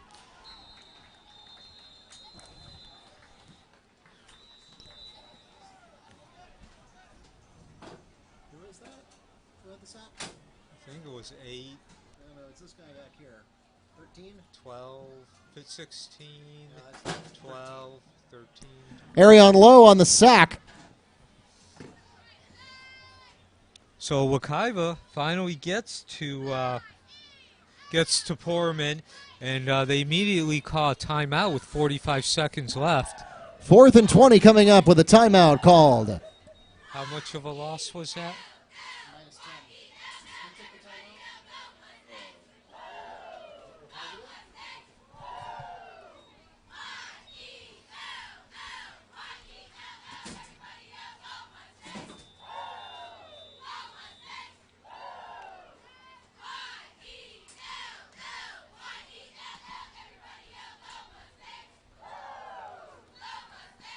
Well, that's probably the best punt we've seen so far. It stayed low.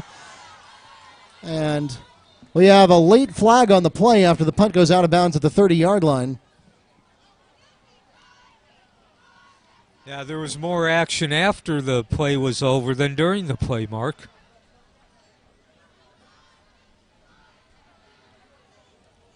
Let's see what we got. Personal foul called against both teams. Those penalties will offset. And the result of the play, the Mustangs will take over at the 32-yard line where the punt went out of bounds. So just as a side note, and because University has had so many problems here, they actually are winning the penalty battle. They've had 2 penalties but no yardage. Both of them have been declined.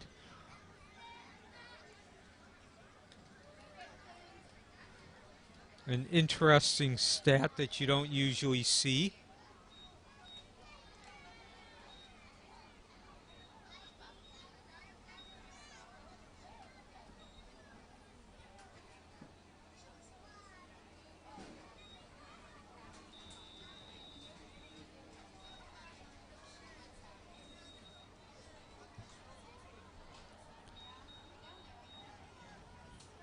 All right, Preston standing about 4 yards back. He's going to go for the pass. In fact, he's going to go for the end zone. He's got Malcolm Green, but yeah, that would have been out of bounds even if he hadn't been covered. Actually, good coverage there by University. Pass intended for Green. There's a flag on the play. Yeah, and it's right where holding is usually called too, Mark.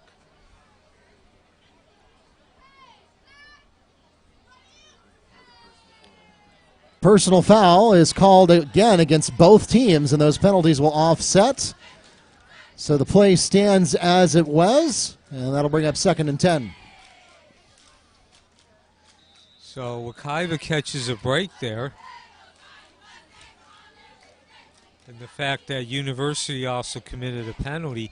34 seconds left. Wekiva again with a 3rd straight opportunity to establish the running clock. And again, they go with an empty backfield. Preston looking for Green again. No!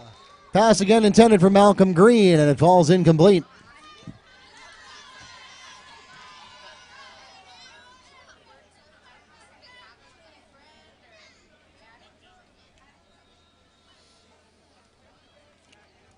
Well, Neil, that was a good look there, but you just got to give credit to the Cougar secondary. That one was at least more on target. Yeah, but the Cougars did a nice job of the coverage. They were actually where they were supposed to be. There were because that was a definite touchdown where that ball was thrown if they hadn't covered it that well. There were two defenders back there. And I don't blame him for that decision. If I had Malcolm Green to defend, I'd put 2 guys on him too. All right, here we go again. That was just a miscommunication on the route. I think Preston expected Green to come back, and Green thought he was going to throw it farther forward. Pass intended for Green falls incomplete. 4th and 10. Well, at this point, Neil, I don't. Again, what do you have to lose? Play 4-down ball. Yeah, there's 24 seconds left. You can't really punt the ball and gain anything. And the Mustangs will take a timeout and design for what will likely be their last offensive play of the half.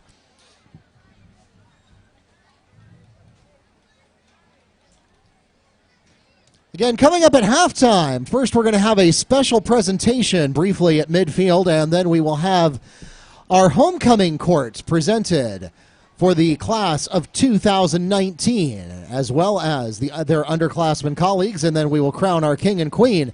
Since the marching band will not have a chance to do their show at halftime, we encourage you to stick around for a few minutes after the game.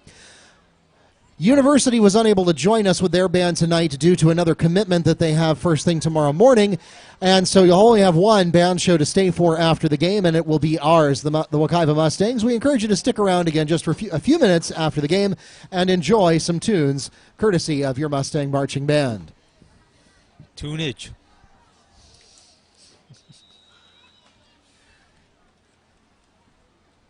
So again, for the fourth straight play, Wekiva empties the backfield. Pass intended for Malcolm Green, covered by Ketson Fine, and the Mustangs will turn it over on downs. Well, Neil, something has happened in the last few possessions. The Mustangs have kind of run out of gas here in the their play has become rather sloppy. They've had 3 opportunities now to establish a running clock. And, of course, Preston's thrown 2 interceptions. In that last drive, he had 4 incomplete passes, 2 of which were because of miscommunication between him and the receiver. And right, so, yeah, I mean, out of the 4 passes that he threw on those last 4 downs, 2 of them were really well placed, and 2 of them were, well, really not.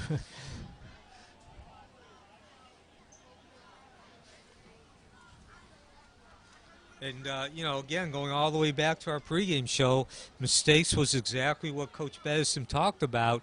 Of course, University being, struggling just to get a couple wins this season, you can get away with it. And if you're feeling a sense of deja vu, it's because we've seen this play before. Yes, the 5th time now. Foreman has to throw it away, 2nd and 10.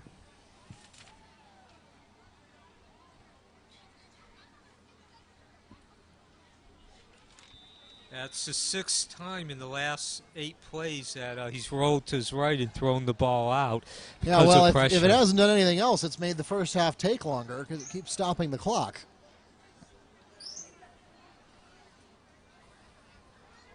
Remember, the Cougars will have the first possession of the second half when we come back from the break. And here's something different. Unless somebody calls a timeout, this is going to do it. It's 25. Cole Poorman on the carry, and that's going to take us to halftime. And it looks like that would have been a short loss on the play, and that takes us to a 28-0 score headed into the locker rooms. What are you recording for him? Just 0. They've got enough problems. Once again, ladies and gentlemen, don't go anywhere. We're going to have our halftime festivities coming up in just a moment, but first, a special presentation coming up at midfield.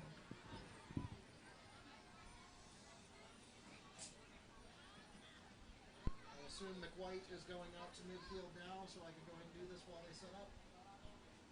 I don't see anybody heading out to midfield except the band,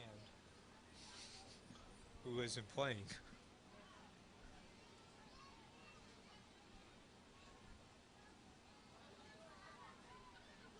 So you don't know who the king and queen are? They're in a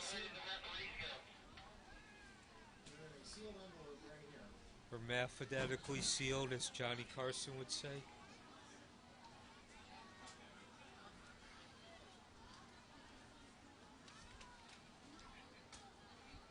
They've had one player who has gained rushing the ball, who has above 0 yards.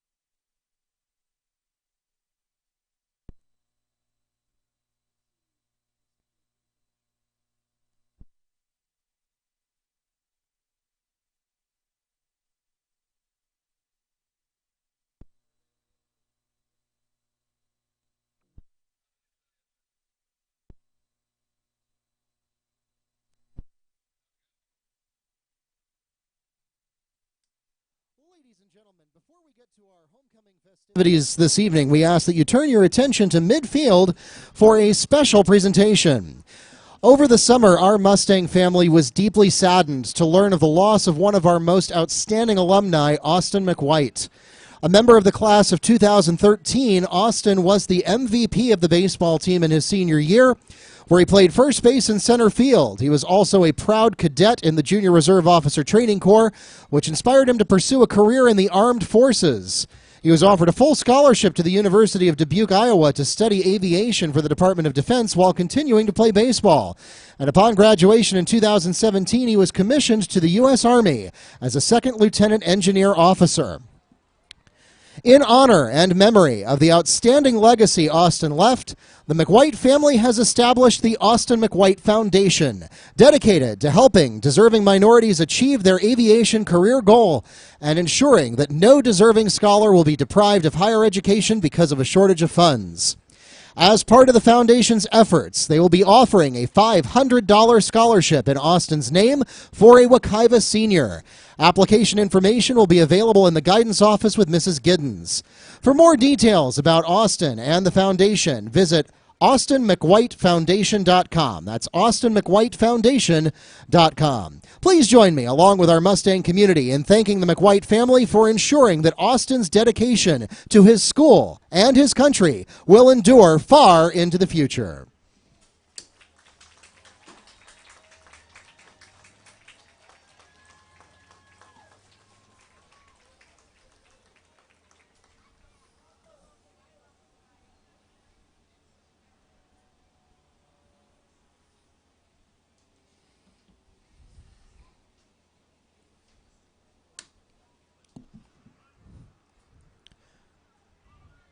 And now, without further ado, please welcome to the field our marshals for this evening's homecoming festivities, the Wekiva High School Air Force Junior Reserve Officer Training Corps.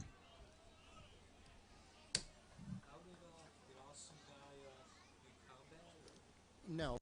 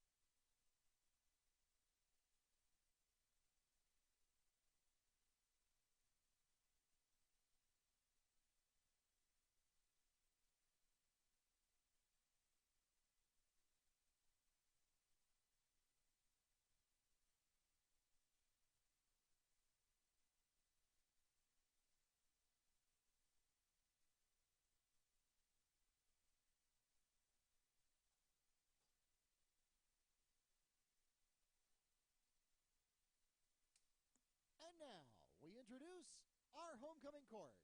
Here to crown this year's homecoming king and queen are our principal, Michelle Erickson, the mayor of Apopka, the Honorable Brian Nelson, and to assist in the crowning our last year's homecoming king, Shamar Rico Knowles, and last year's homecoming queen, Azaria Davis.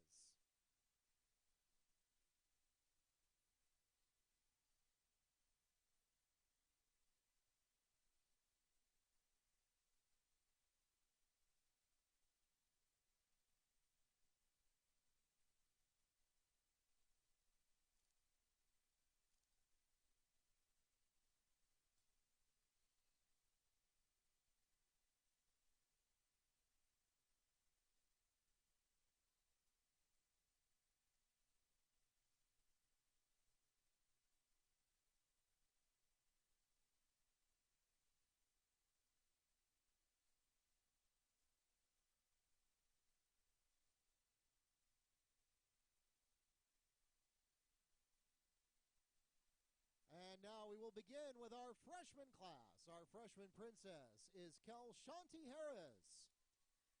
She is a member of the Wekiva High School Chorus, and when she graduates from high school, she plans to go to college to pursue a nursing degree. Her favorite quote is, "I never want to be famous, I only want to be great."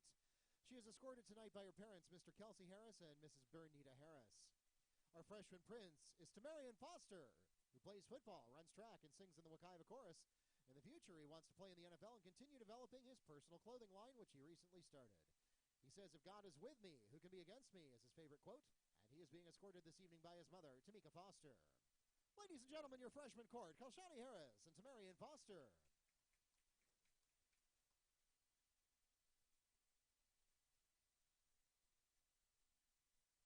Our sophomore prince is James Harshman, who plays football and sings in the Wekiva chorus. His plans for the future include going to a 4-year university and finding a job that he will enjoy doing. His favorite quote is from the movie Forrest Gump, "Life's like a box of chocolates. You never know what you're going to get." He's escorted this evening by his parents, Laura and Paul Harshman. Our sophomore princess is Tanya Lamine, who is currently concentrating on her studies but plans to play flag football in the spring. In the future, she plans to have her own clothing line and be very successful. She says, "People who know better do better" is her favorite quote. And she's escorted this evening by her older sister, Sophie Lamine, and her father, Severdu Lamine. Ladies and gentlemen, your sophomore courts, James Harshman and Tanya Lamine.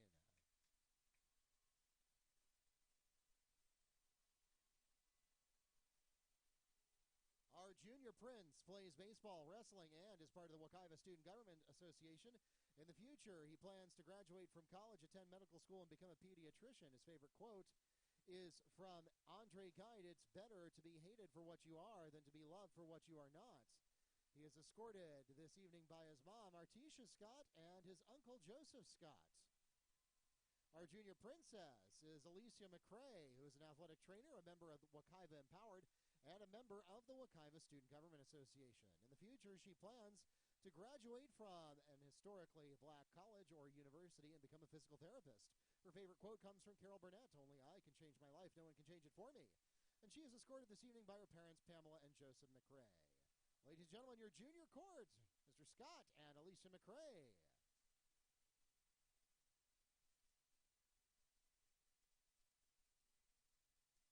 And now we move into our senior court. One of the following young men has already been elected as your homecoming king, and one lady has been elected as your homecoming queen, and they are in the sealed envelope sitting next to me. First, we'll introduce the candidates, beginning with Alisa Santana and Kylie Bryant. Kylie Bryant is a varsity cheerleader and member of both the marching and concert band and a captain of the varsity winter guard. In the future, he plans to attend a university medical school and get his doctorate so that he can become a psychiatrist. His favorite quote, "A hero is no braver than an ordinary man, but he is braver 5 minutes longer." He is escorted this evening by his mother, Crystal Cagle. Alisa Santana is a varsity cheerleader, marching band drum major, reporter for the National FFA, a member of the National Honor Society, and a member of the National English Honor Society. Her future plans include serving as an officer in the United States military, devoting her life to the service of her country and protecting the freedoms and values of America. She plans to attend the U.S. Naval Academy or the U.S. Military Academy at West Point. Her favorite quote is, "Train hard, train smart, and never stop learning." You have to love training and love what you do. She's escorted this evening by her mother, Kim Santana.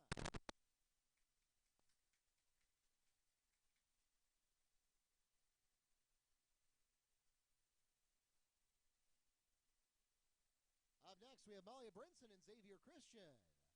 Malia Brinson is part of the Wekiva High School dance team, Beta Club, and Jesus Club. Her plans for the future include graduating high school and then college, and she'd like to obtain a bachelor's degree in nursing and have her own church and dance studio. Overall, she just wants to be a happy, wise, and successful black woman. Her favorite quote comes from Bob Marley, "Don't gain the world and lose your soul. Wisdom is better than silver or gold."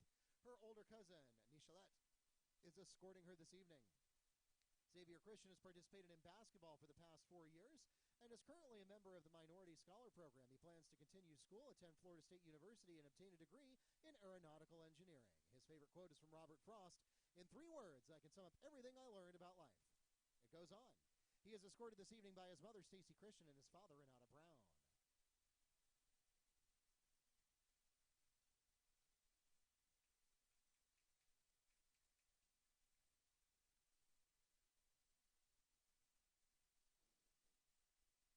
Up next, we have Tamaya Tate and James Sully. Tamaya Tate participates in flag football and attends Orange Technical College for hospitality and lodging. Last year, she received her patient care assistant certification, also from Orange Technical College. And in the future, she plans to attend FAMU for patient care assistant nursing to work with babies and elderly people. Her favorite quote is, champion is not defined by their wins, but how they can recover when they fall. She's escorted by her parents, Lanaya Payne, her close friend, and her grandmother. James Sully is a member of the Black Student Union. His future plans include earning a business degree, owning multiple businesses, and investing back into the community. Sometimes I have to remind myself that on my worst day, I live like somebody on their greatest. That's his favorite quote. He is escorted by his mother, Berlene Sully, and his father, Edmund Sully.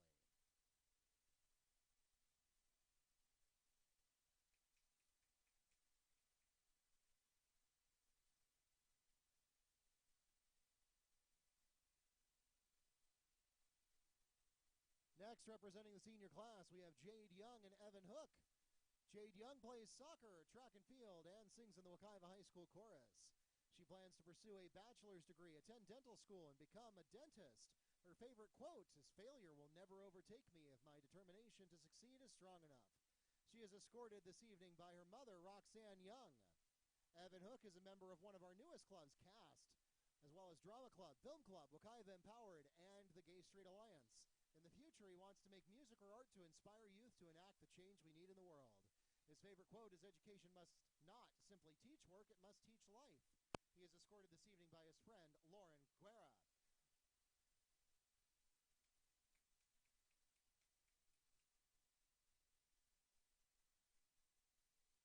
And last but certainly not least, we have Tamara Sanan and Javion Wilson.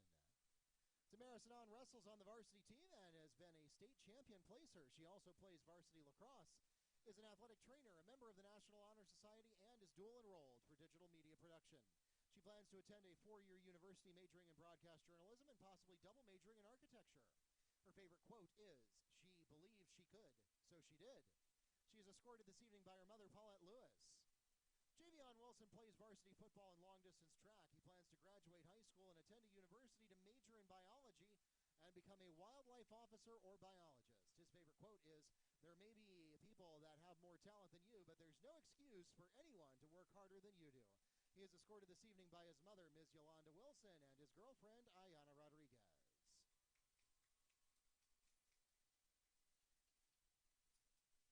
Ladies and gentlemen, once again, your senior homecoming court: Elisa Santana, Kylie Bryant, Malia Brinson, Xavier Christian, Tamaya Tate, James Sully, Jade Young, and Evan Hook, and Tamara Sanan and Javion Wilson. And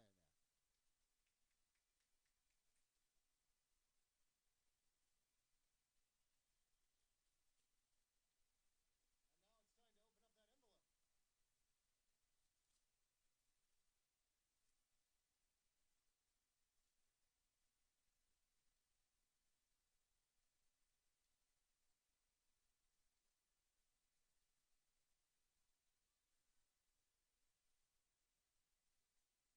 All right, ladies and gentlemen, it's time to name your 2018 Homecoming King and Queen. Your 2018 Homecoming King is Xavier Christian.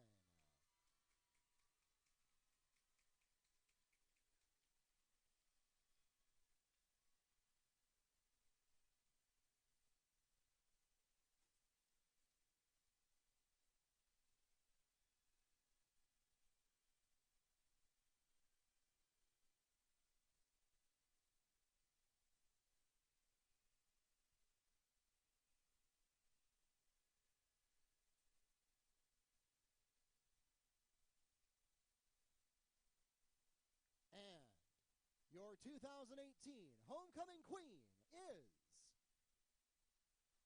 Malia Brinson.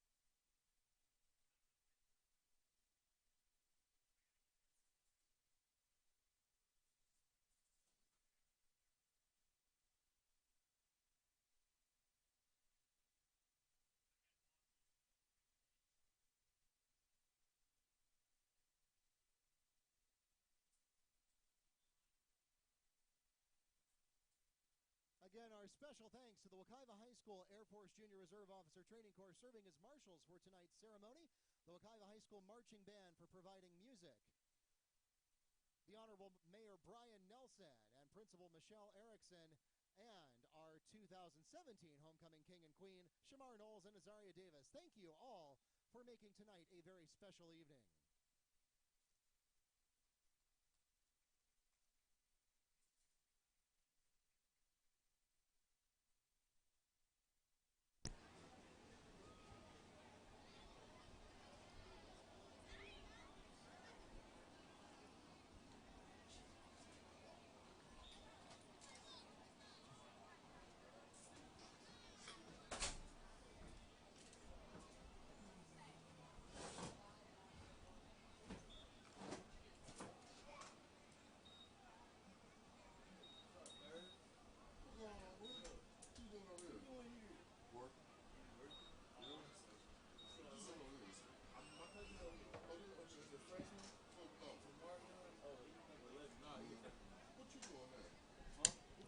So there you have it, Xavier Christian and Malia Brinson, your homecoming king and queen for 2018.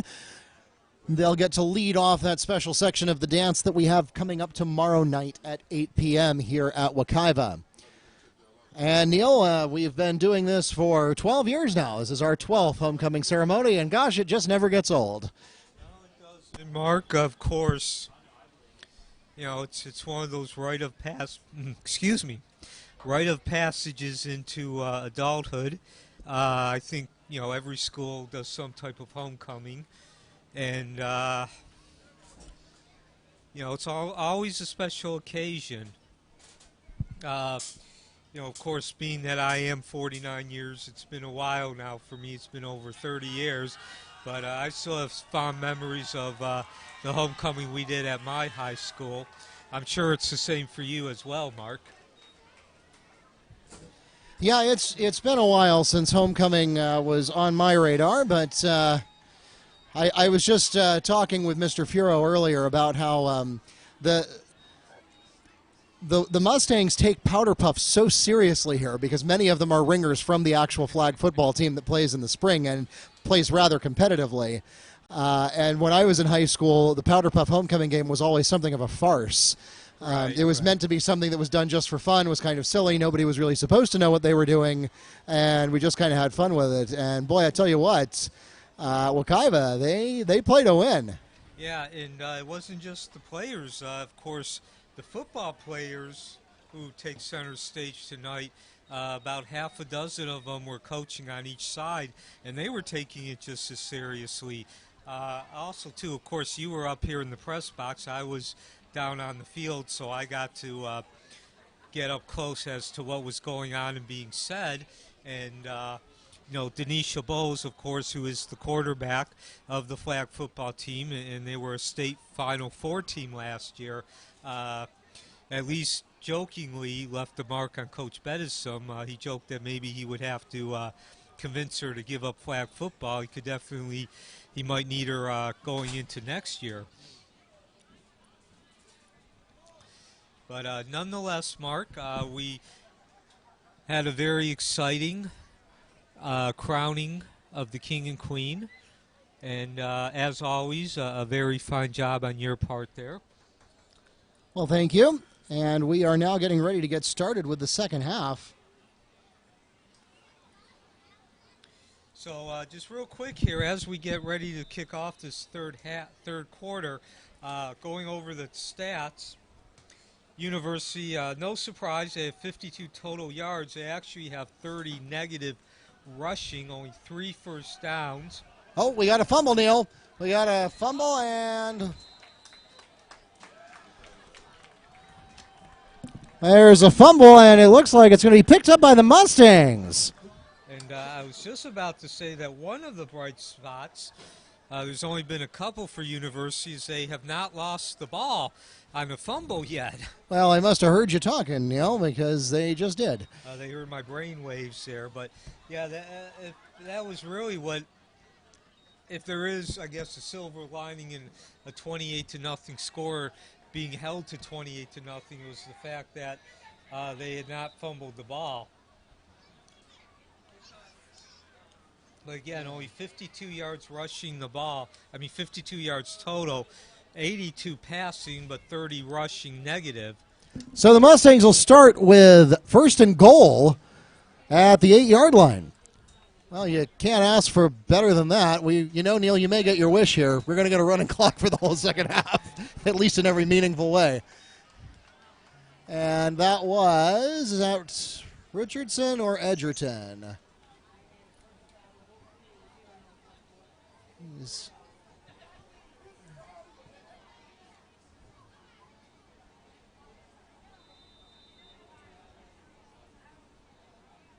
That's Edgerton.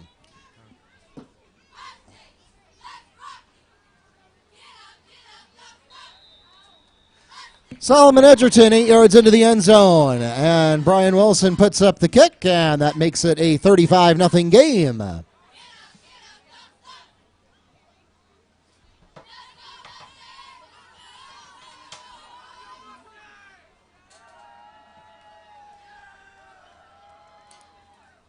When was the score? Like 11?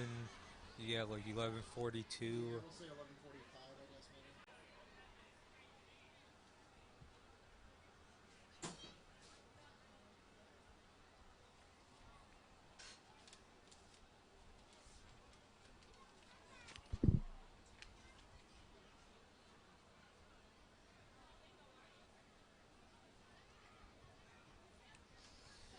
So very quickly, Wekiva adds to its total amount.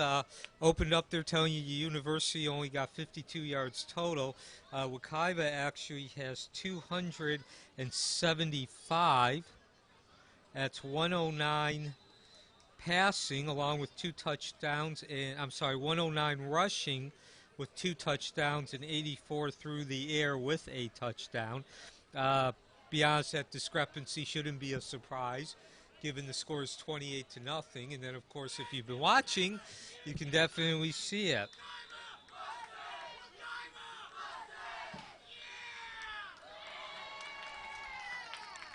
Actually, excuse me, for some reason I got a brain cramp there. It's actually 359 yards total for Wekiva. 109. Or no, it's 200. Okay, 193 yards total for Wekiva. Please excuse me, even us announcers get brain cramps. Gaston Vine returns the ball to the 19-yard line, and we'll have the first offensive snap of the half for the Cougars from there. So, Neil, for all the turnovers the Mustangs had in the first half, none of them ended up being costly, and the Cougars get a turnover and then immediately pay for it. Right, absolutely. Just real quick, getting back to the stats, the rushing, Supreme Richardson has 55 yards in a TD on 7 carries and 48 yards for Edgerton on 5 carries. So he's now the leading rusher with that 8-yard touchdown rush. He now has 56 total. Richardson has 55, so I guess you could say at least they're balanced on the rushing attack. Only 4 of 14 passes completed by Preston, but of course a total of 84 yards, so at least very efficient as far as the yards per average for completions. The pass is complete to Oscar Ramirez. He's taken down immediately by Malik Dixon. A gain of 6 on the play, 3rd and 4 coming up. What's Ramirez's number?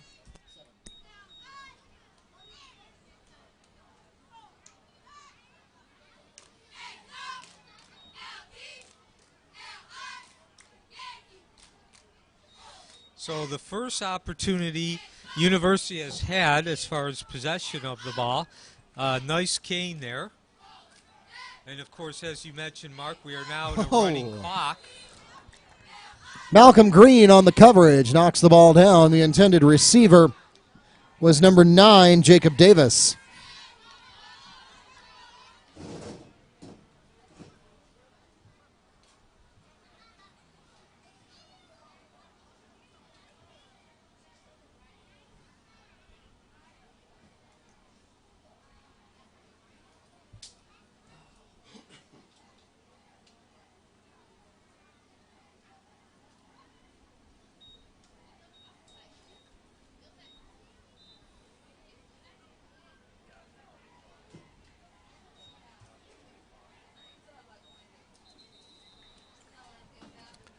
Flag on the play. Prior to the snap,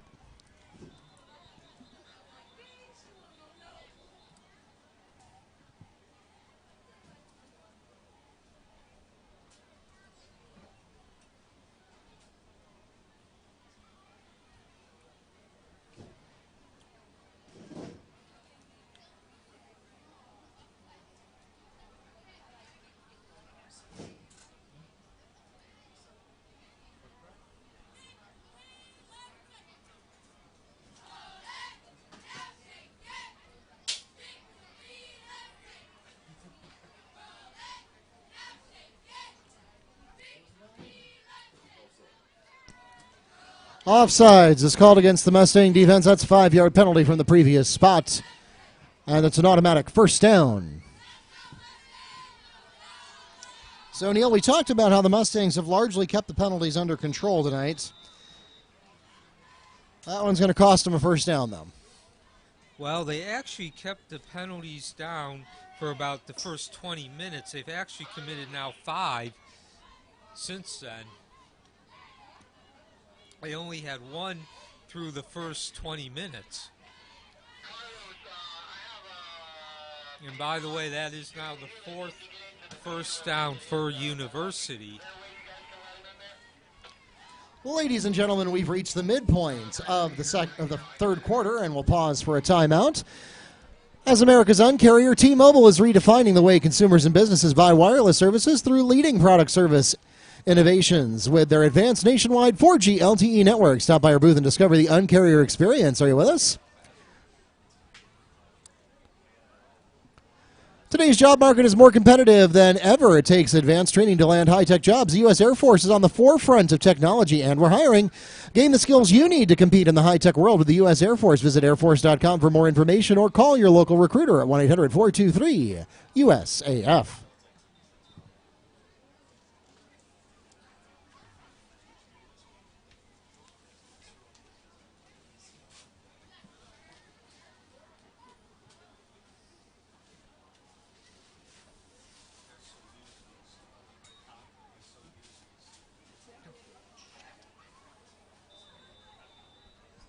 And I just noticed that we had the halftime graphic up for the first 6 minutes of the third quarter. We fixed that for you now. Apologies for that. And, yeah, that was, let's see, that was Arion Lowe breaks up the pass. It's deflected and falls incomplete. 2nd and 10. Yeah, Boy, Arion Lowe has been an amazing presence on defense tonight. Yeah, I think he felt a little left out the last couple of games. Of course, his line mates there, Norrell Pollard and Tyler Davis, the three together, they're a fearsome threesome. But he's been a little overshadowed the last couple of weeks, and I guess he felt a little left out. You know, he certainly made his presence felt tonight. He's got a couple of sacks to his credit. He's got that deflection there as well. Oh, we're going to get a sack. Yep, we sure are. 17. Trevor Barfield takes down Poorman for a sack. And I guess Barfield wanted to get in on the act there, too. That's going to pull us back to, looks like, the 23-yard line. A loss of 7 on the play. 3rd and 17 coming up for the Cougars.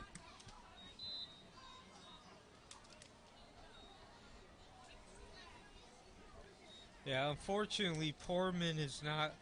Unfortunately, when you get a sack, the statistics go directly to the quarterback. And now Poorman has a negative 30 yards rushing the ball, and about oh, he almost lost some more right there. about 25 of which is on sacks. Poorman to Poorman. And not much gained. No, indeed. It's going to get them to the 22-yard line spot.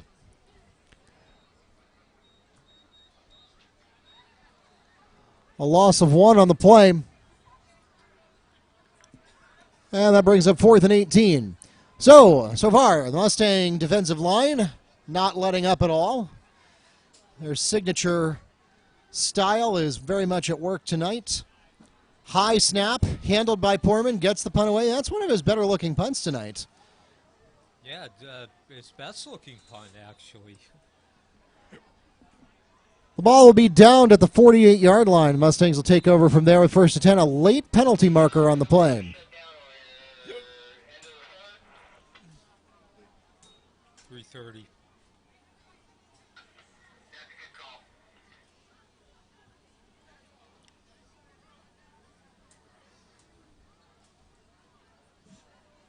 After the play, personal foul called against the Cougars. That'll be a 15-yard penalty from the end of the play. And the Mustangs take over.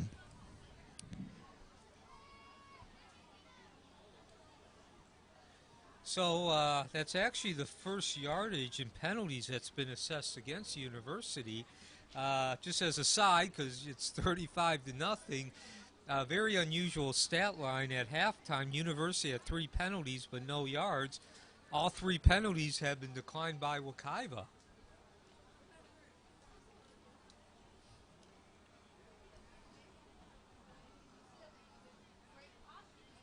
And so Wekiva takes over at the University 32. 2.5 minutes left now in the third quarter. Of course, now we are at a running clock.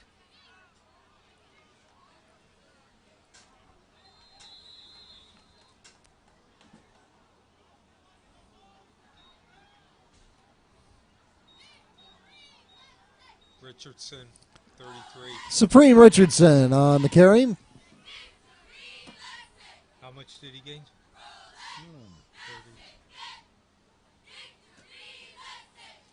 30. Frierson and Gonzalez on the tackle after a gain of 8 yards. 2nd and 2 coming up for the Mustangs. Also, another side note, we didn't get much of a chance to talk about this, but Richardson actually has 4 games in a row of at least 100 yards. Despite the score, he's in jeopardy of not being able to extend the streak. And it's going to come up with a touchdown. Number 7, Malik Tolbert stays in bounds and pulls it in for a Mustang touchdown. 24 yards? Yes. 24-yard completion. So again, nothing fancy. That was just an over-the-shoulder throw, and a very good job by Talbert of staying with the ball and eyeing it over the shoulder and into his hand. But again, Preston, we've talked about it all night. He makes great plays and he makes bad plays. There was a great play. He led Talbert right into that ball.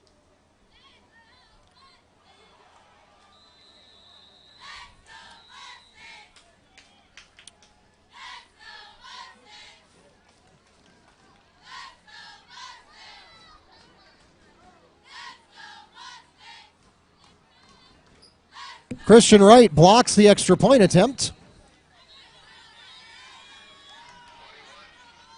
And so the score remains 41-0 with about 20 seconds remaining in the third quarter.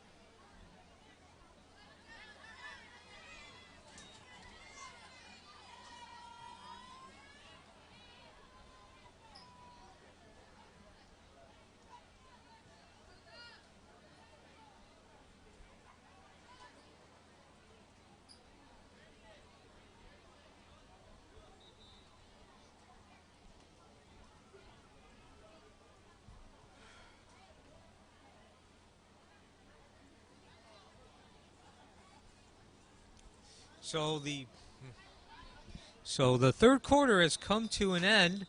That's what we were waiting for here. They just started the clock for the fourth. Wekiva will be kicking off again.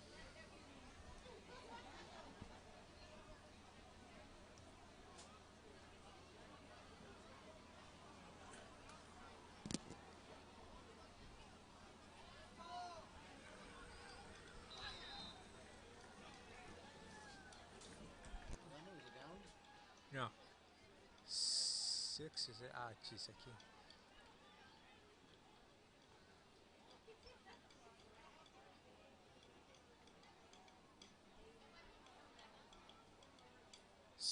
Six returned it.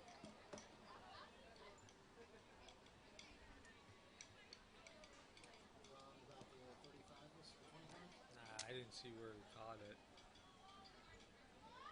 Jeremiah Colon on the return, and that takes the ball out to the 32-yard line, and the Cougars will start from there with 1st and 10.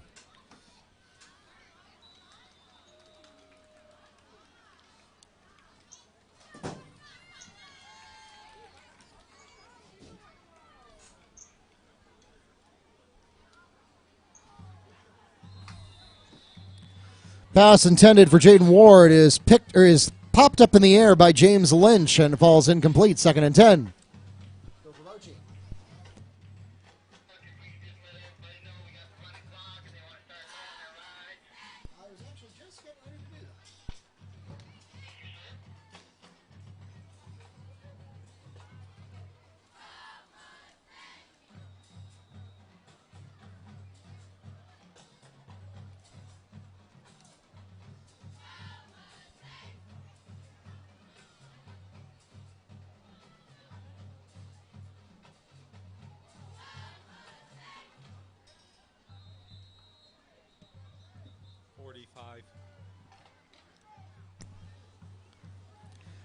Handoff to number 45.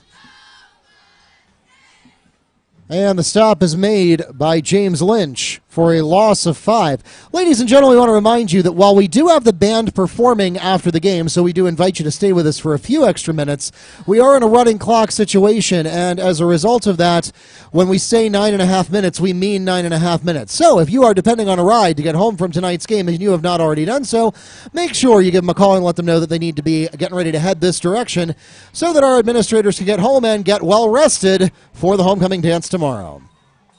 Personal foul against the Mustangs puts the ball at the 41-yard line. At least I assume so. That was a personal foul. It would have to be. That's the only thing that can do that. Oh, yeah, he grabbed the face mask.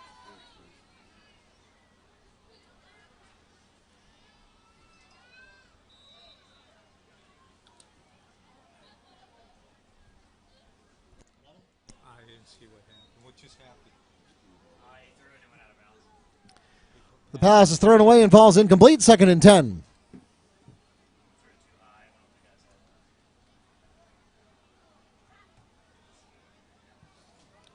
So, Mark, again, the penalty there, that actually was, I believe, a face mask. I couldn't see who stuck his hand out there as the tackle was being made, but I did see a hand around the face mask. And, you know, even though Wekiva's up 41-0, that's exactly what Coach Bedison was talking about this week, about mistakes.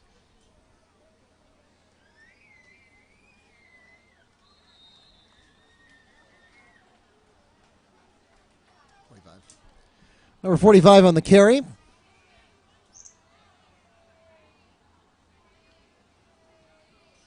Lose 2 yards. A yard. Yeah. A loss of 1 on the play. 3rd and 11 coming up.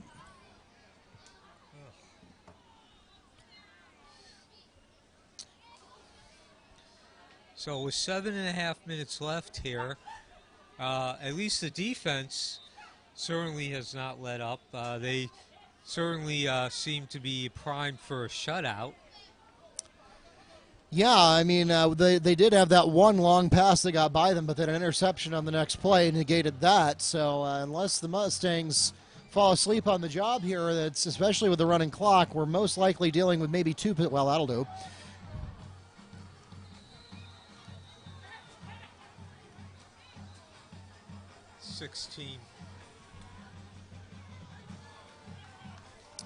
Nerel Pollard comes up with a fumble recovery, and the Mustangs are going to take over inside Cougar territory. Did you see who ran first? Yeah, 45.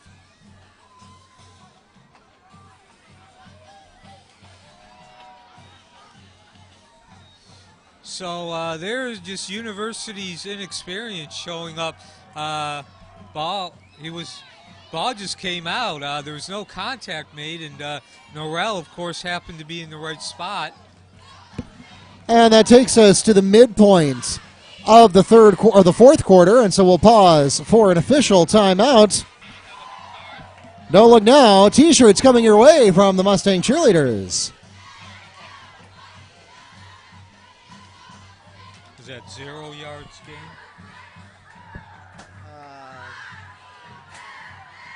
No, technically it was at the 40 and it ended up at the 34. No, but I mean before the fumble. Yeah. I guess he didn't gain any. Jeremiah's Italian Ice has been scooping up their tasty frozen treats to Central Florida for over 20 years. Visit jeremiahsice.com to locate your nearest location to indulge in Italian ice, soft ice cream, or get both with the Jeremiah's Gelati. They're proud sponsors of OCPS Athletics, encouraging you to live life to the coolest. Receive 25% off any one item with your football ticket on game nights.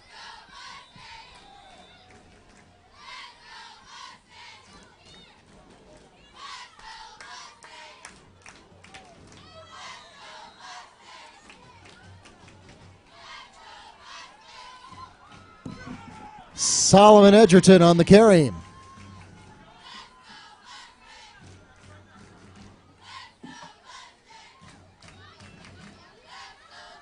How much did he gain? A gain of 5 yards, and it brings up 2nd and 5 from the Cougar 29-yard line.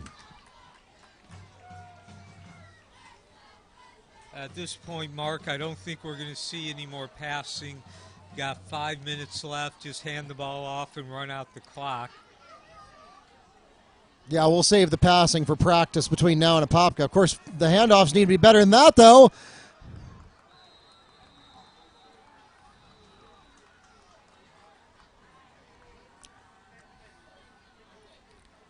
Number 15 gets in the way of the handoff and picks it away, and the Cougars are going to take over. Boy, Neil, it is technically by statistics a fumble, but nobody actually fumbled the ball to the ground there. He just got in the way of that handoff. Yeah, just the offensive line fell asleep there.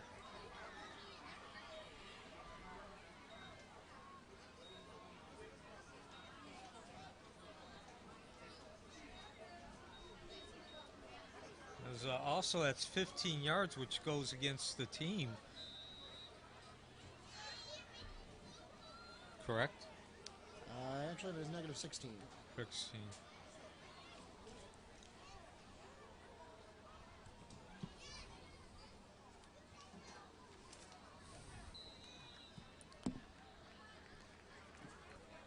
Pass complete to Damian Roche. Who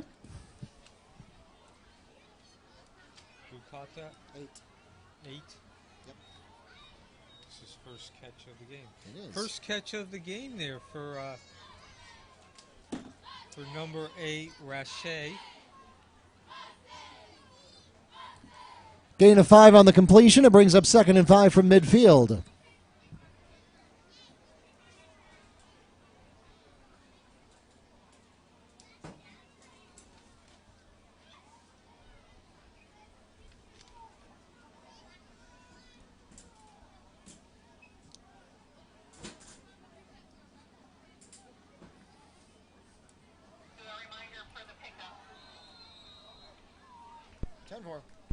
One-on-one coverage there on the outside. Pass intended for Davis is broken up by Jones and falls incomplete. Ladies and gentlemen, once again, we want to remind you we are under a running clock situation, so when the clock says 3 minutes, it means 3 minutes. Now, we aren't going to throw you out immediately after the game because we do have the marching band performing their halftime show, so we do invite you to stay with us for that. But after that is over, we are going to want to get home as quickly as possible, and you can help us do that by making sure your ride is here and ready at the bus loop to pick you up in a timely manner. And that will help us to get home so that we can get well rested for tonight's homecoming dance. So going back to that last play there, Mark, that was good coverage there by Jones, good timing, and it actually took place right in front of Coach Bedesom, so I'm sure he'll be happy about that.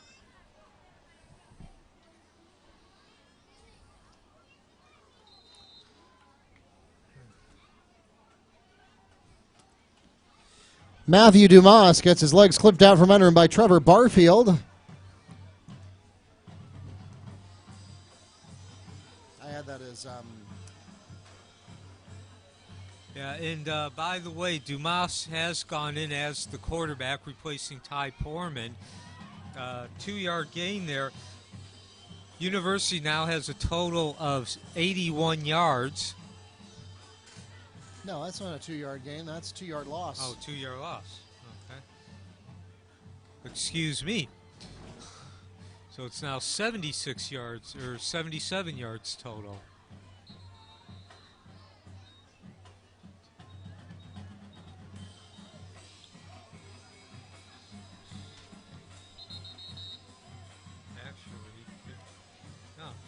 And it looks like we're calling for a clock stoppage for, I'm not sure what reason. We see the official there talking to the Cougars coach.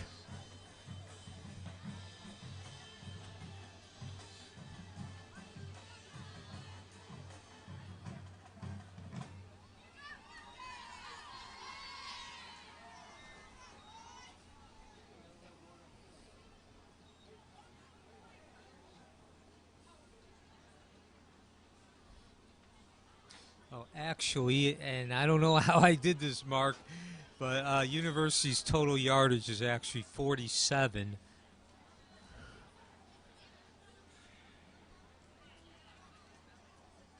And to put that in perspective, Solomon Edgerton and Supreme Richardson both have 63 each individually.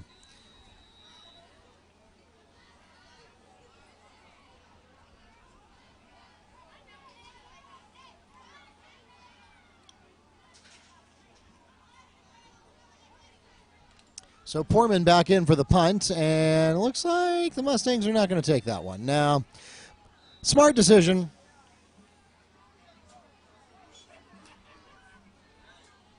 And that's going to do it, Mark. I think it is. I don't think the Mustangs are going to try to do anything here. 30 seconds left, so. The ball is or would have been spotted at the 22-yard line. But due to the running clock situation, the Mustangs do not need to take a snap, and they will not. It will take us to the end of tonight's ballgame. The Mustangs with a 41-0 victory on homecoming night, and the Mustangs improved to 7-1 on the season.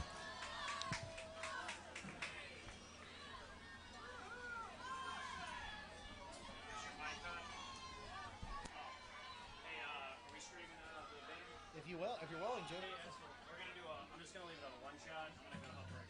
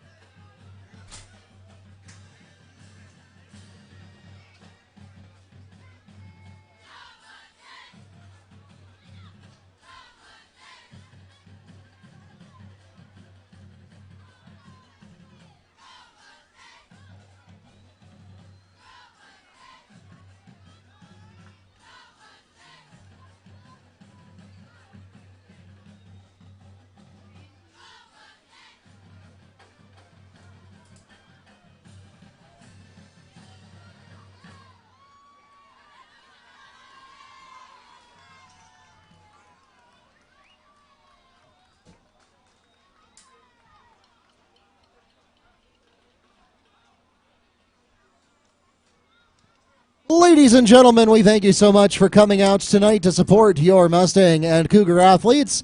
Again, special thanks to everyone who participated in tonight's homecoming festivities. Dance is tomorrow night at 8 o'clock. While we wait for the marching band to get set up, we want to remind you about the upcoming schedule for the Mustangs. We are approaching the end of the season rapidly, and every game counts, thanks to the FHSAA point system, but next week counts perhaps most of all. It is senior night, and it is also what we like to affectionately call the Tater Bowl. Apopka versus Wekiva in a crosstown rivalry. We'll have the mayor back again with us 2 weeks in a row, actually, as he presents the Mayor's Cup to one of these two schools. It's sitting with Wekiva right now, and we hope it'll stay here after next week.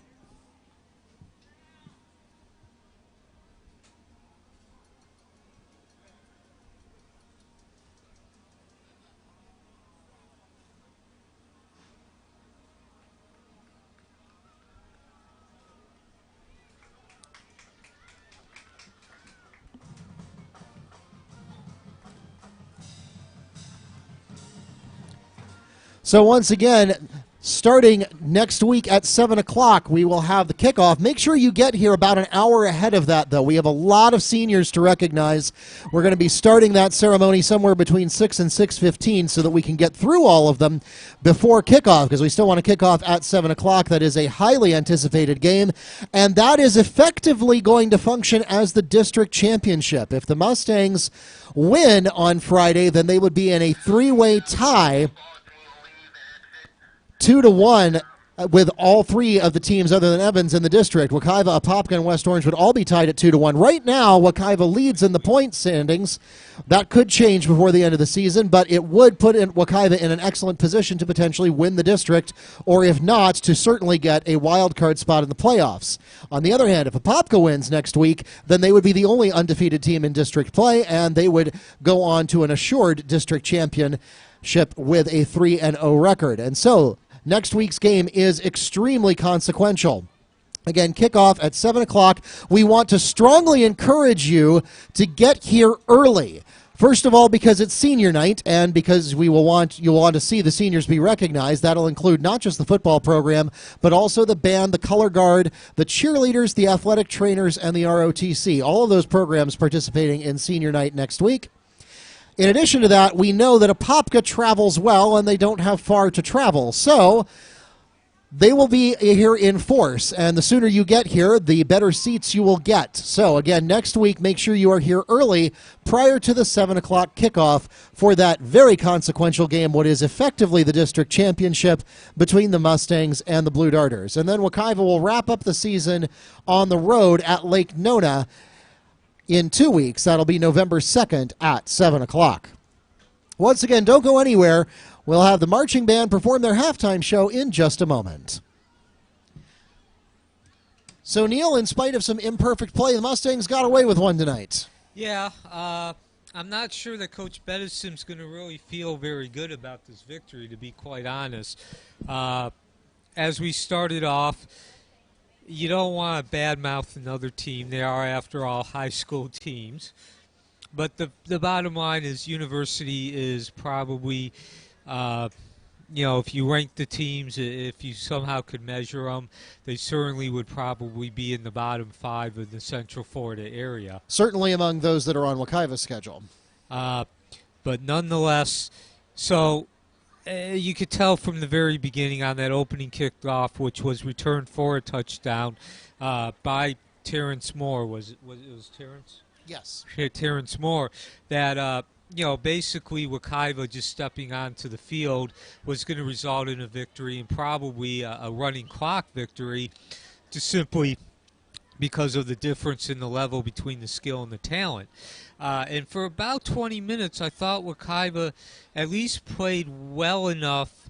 The mistakes were limited to the point where you maybe could say that it was a push.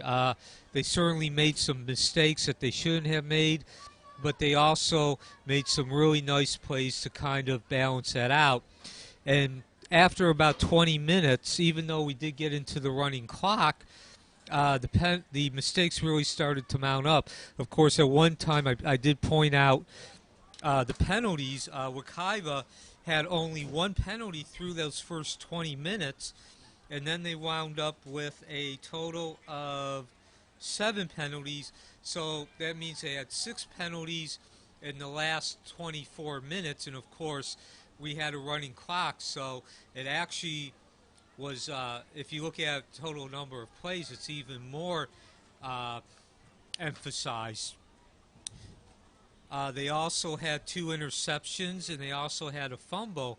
And then there were the less noticeable ones. There were several plays where the blocking assignments were missed. Of course, the defense did come through, which we will talk about in a minute.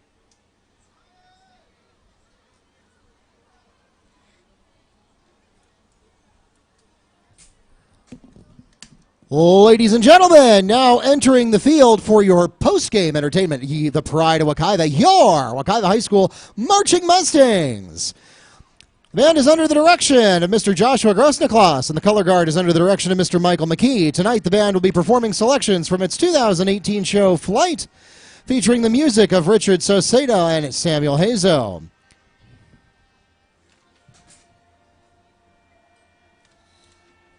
So as you hear the band begin its performance in the background there, the defense, though, did play well.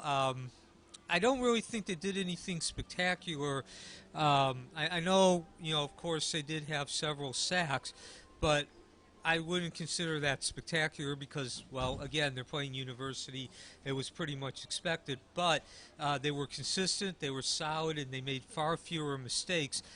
Just real quickly here, too, his stats certainly matched the final score of 41-0.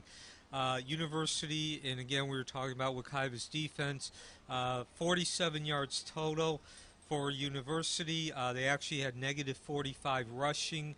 That included a number of sacks. While Wekiva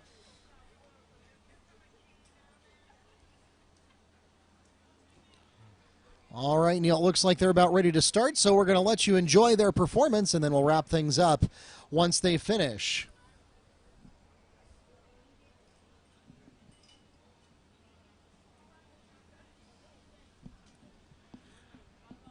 Halftime shows all season long are sponsored at the district level by T-Mobile. Discover the Un-carrier experience.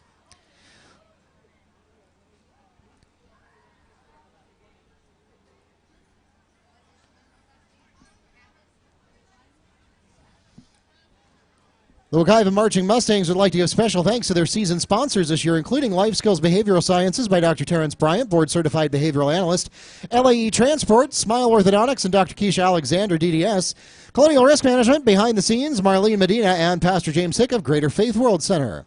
The Wekiva Marching Mustangs would also like to acknowledge Sonny's Barbecue and Something Fishy Seafood Restaurant for their generous donations to their end of band camp preview performance and dinner. And now it is our pleasure to welcome the members of the Lockhart Middle School and Piedmont Lakes Middle School marching bands to front row seats to enjoy your halftime or now post-game show.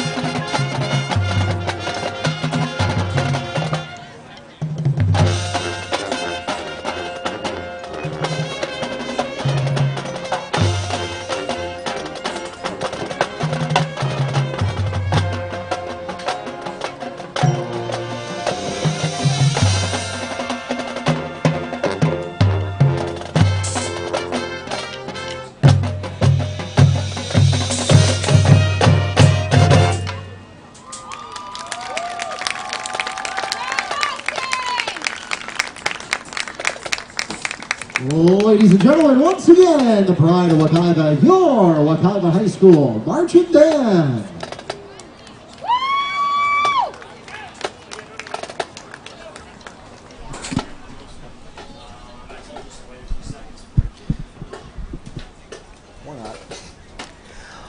Once again, ladies and gentlemen, thanks for coming out tonight to support your Mustangs and Cougar athletes. Thanks for sticking around with us for the marching band performance. Please drive carefully and arrive home safely. For those of you who joined us online, thanks for tuning in to Wekiva Sports on YouTube. For those of you who are here and you want to catch it again, you want to relive homecoming or the marching band performance or any other part of the game, go to our YouTube channel at Wekiva Sports and make sure you subscribe while you are there. We will see you early next week. Make sure you're here by 6 o'clock so that you can join us for senior night against Apopka. Please drive carefully and arrive home safely. Have a great weekend.